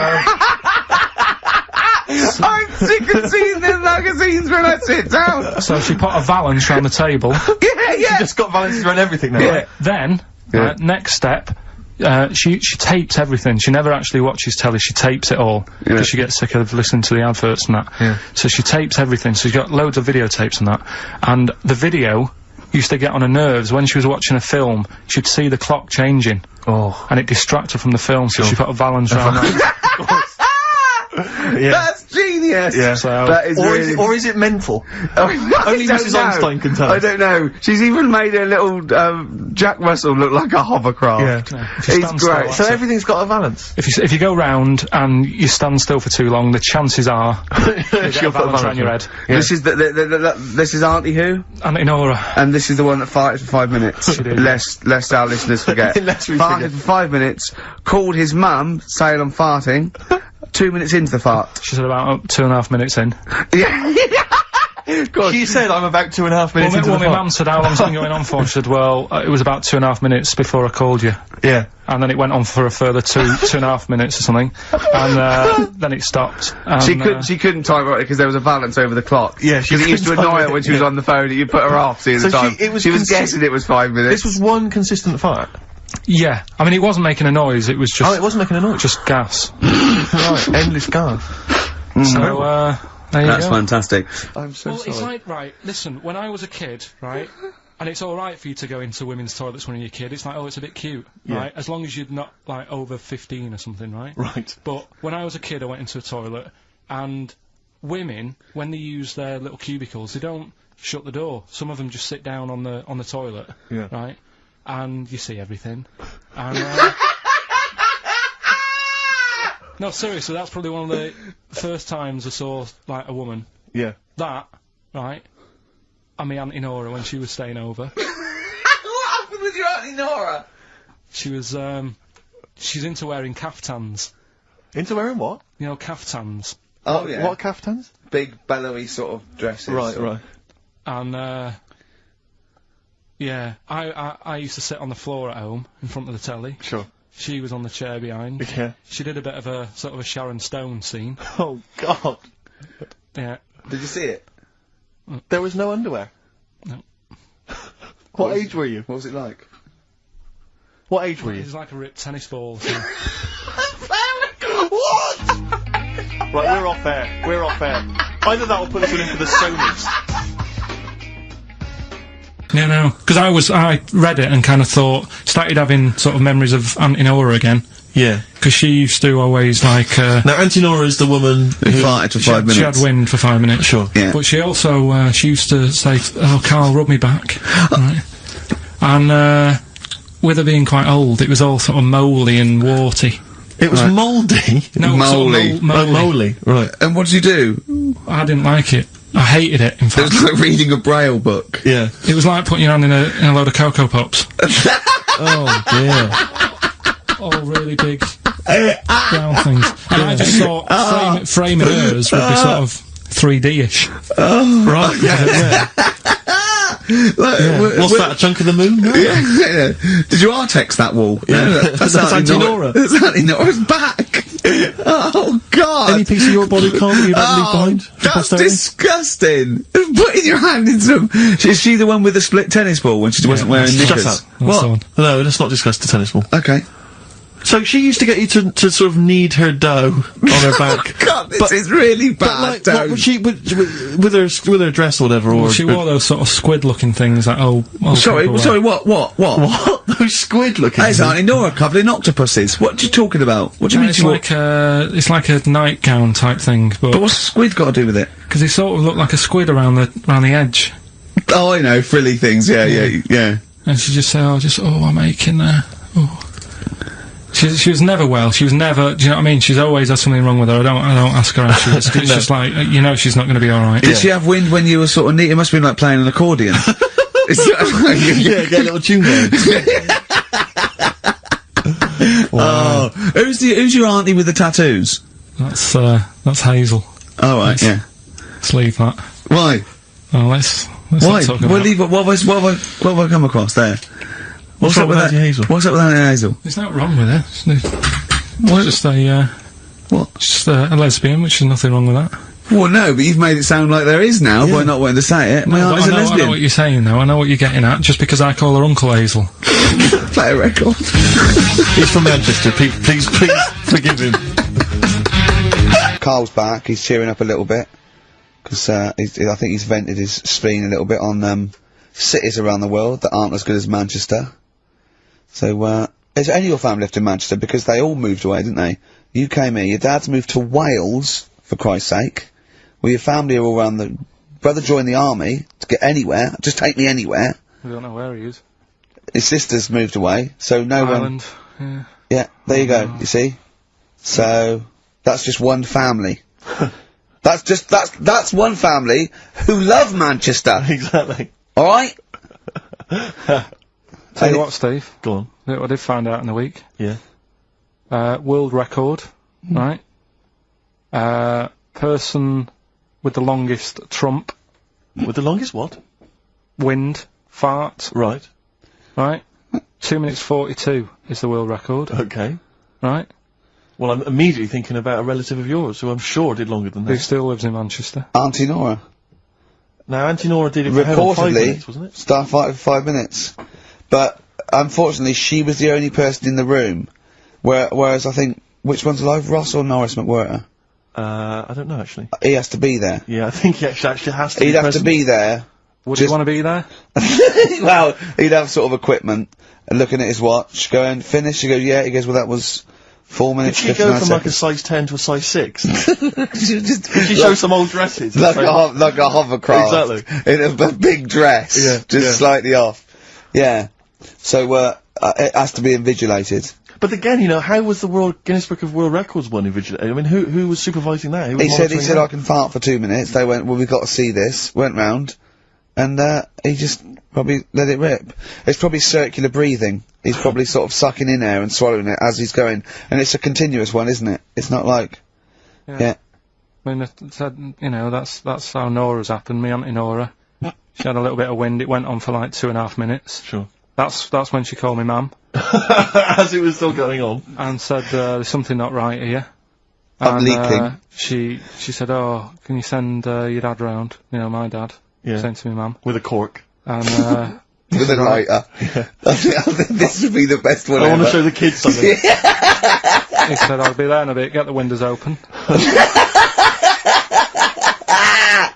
But what it was down to, because I was talking to my mum and dad about it. Is she the one with the split tennis ball? Yeah. Can we not talk about that again? I was talking to my mum and dad about it, saying, you know, why do you think it happened and that? And it's because she never chucks food away, right? And she'll sort of mash it all up, and she's got all these ice cream tubs in the fridge that are just full of, like, water. old, mashed up food. Really? And she prepares everything. Right, she doesn't work, she's retired now, she's got nothing to do all day, but everything's got to be ready Still for calls her. in sick. Do you know what I mean? Everything's got to be done. Even though, if you're going round to her house, and you're going there for tea, it's like, what time are you coming? And it's like, well, I don't know, maybe 5, maybe 6. Yeah, you're late, because you're late when you have to meet us at 5 or 6. Do you know what I mean? That's what... So, when you say she mashes up food, she literally takes the remnants of a dinner, could be sort of some... Anything. and just smashes it all up into a... Yeah. And then what does she do with it? Put it in the fridge, and she's got it in the fridge. It's like January, February, March. She's got all these ice cream boxes that are just full of... But she doesn't... She reheats it and eats it. Oh, then she, puts it in a pan. I thought she was just keeping it as a souvenir of each meal she'd had. No, put it in a pan, warm it up. Oh, and that's what it is. It's just... A lot of vegetation, is it? Yeah. Why has it only happened once, or does she save it up once a year, just let it go? I don't know. But she is mad. She's... Yeah, she sounds potty. She doesn't answer the phone anymore in case there's a burglar. Checking if she's in. It's like, well, answer it, and then they'll know you are in, and they won't come round. Yeah. Mental. Well, Mental. They can't be sure then, can they? What do you mean? Well, if there's no, well, maybe it's someone just... They are in, but they're hiding, whereas if Auntie Nora goes, it's Auntie Nora. We can she'll be farting. We can sneak in when she does a loud one. Because we'll be aware of the telly, what's stopping it? It's got a valance round it, it's got caught on the cat. Alright, Carl's had a bad week. I'm gonna say it straight away.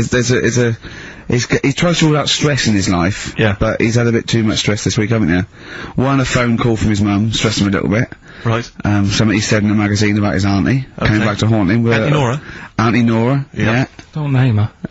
Oh, she knows who she is. No. Okay, we won't name her, right? We'll just say it's the one who farted for 5 minutes, and as he saw a skirt when he was young, and I found it like a split tennis ball. So it could be any of me aunties. So other stressful things. So anyway, what's the Auntie Nora thing? Sorry, Auntie X. Auntie X. What did she? Yeah. Why is she upset? Well, he mentioned her in Zoo. He did this thing for Zoo magazine, and he mentioned about when he looked up her dress. She had a by accident. Remember? I'm not suggesting you were going around looking up your elderly relatives' dresses in case they weren't wearing. For people who've not heard Karl talk about this in the past, just explain quickly again what we're talking about. Right. He didn't want to talk about it at all. When I was a kid, right, Auntie Nora used to come round. Me auntie used to come round. As if there's any ambiguity now. Yeah. My auntie used to come round and stay, right? And I'm sat on the floor watching the telly, right? She's sat on the sofa with a caftan on. I turn round, right, and it was there. It was looking back at me, right? And we've mentioned this, and Ricky sort of said, what did it look like? And, you know, a split tennis ball came to mind. That's what we talked about, right? So anyway, Zoo magazine, when they did the interview... And she's the one that used to put a valance on everything, isn't it? Well, not everything, obviously. So anyway, so I've done this... So you did an interview in Zoo? Yeah, and like they said, you know, again, it was like, you know, do you plan stuff and do you worry about stuff when, after you've done the show, you're worried you've upset anyone? And, you know, I was saying, really, I forget people are listening. And, you know, we're just having a chat with mates and that. I said, but now and again, I do worry, when I'm on my way home from the show and that, and I'm thinking about what we've talked about. And I was saying, you know, the Auntie Nora incident. Incident! That's Watergate! Yeah. And, anyway, so this was in there, right? And I was saying in the magazine, you know, but I think I got away with it. She doesn't listen to the show, but, you know, and I don't think she reads Zoo magazine, so... She's more of a nuts woman. Sure, yeah. So, anyway, so my mum calls up the other week, right? And she goes, wish you wouldn't, you know, talk about Auntie Nora and that. And, I was like, oh, so how do you know about that? She goes, well, one of your cousins have called us up and said they've read the article about it. So yeah, that's why we don't want to talk about it, really. So he stitched you up. So do you know what Auntie X is made of this? Do you know if she was upset or not? Well, she doesn't know about it. Because, I mean, maybe she's always thought it looked like a split tennis ball. Maybe you're just in sync, you know, because you're relatives and stuff. Maybe she knew instantly.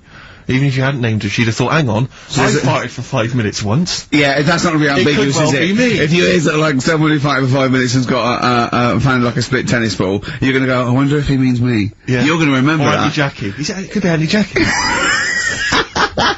Oh, God. Oh, chimpanzee, that is running it down again!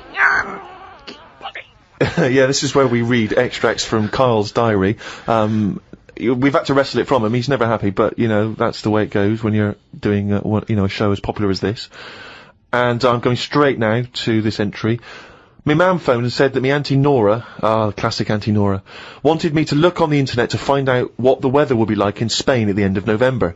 I don't know where she gets her money from. 2 months ago, she was asking me dad how much it would be to get her back garden astroturfed, because she's sick and tired of the grass getting out of her What does she want to do? Start a football team? What does she want a back garden astroturf? She likes the sort of green look, but she doesn't like the headache that comes with it, so she's just looking into getting that false grass put in there. Brilliant. Don't know how much it is. They always say when you get someone a present, you should buy them something they wouldn't buy themselves. Daft rule. I want something I would buy myself if I had the money. When I was young, my Auntie Nora got me a present I wouldn't buy myself. It was a t-shirt with her face on.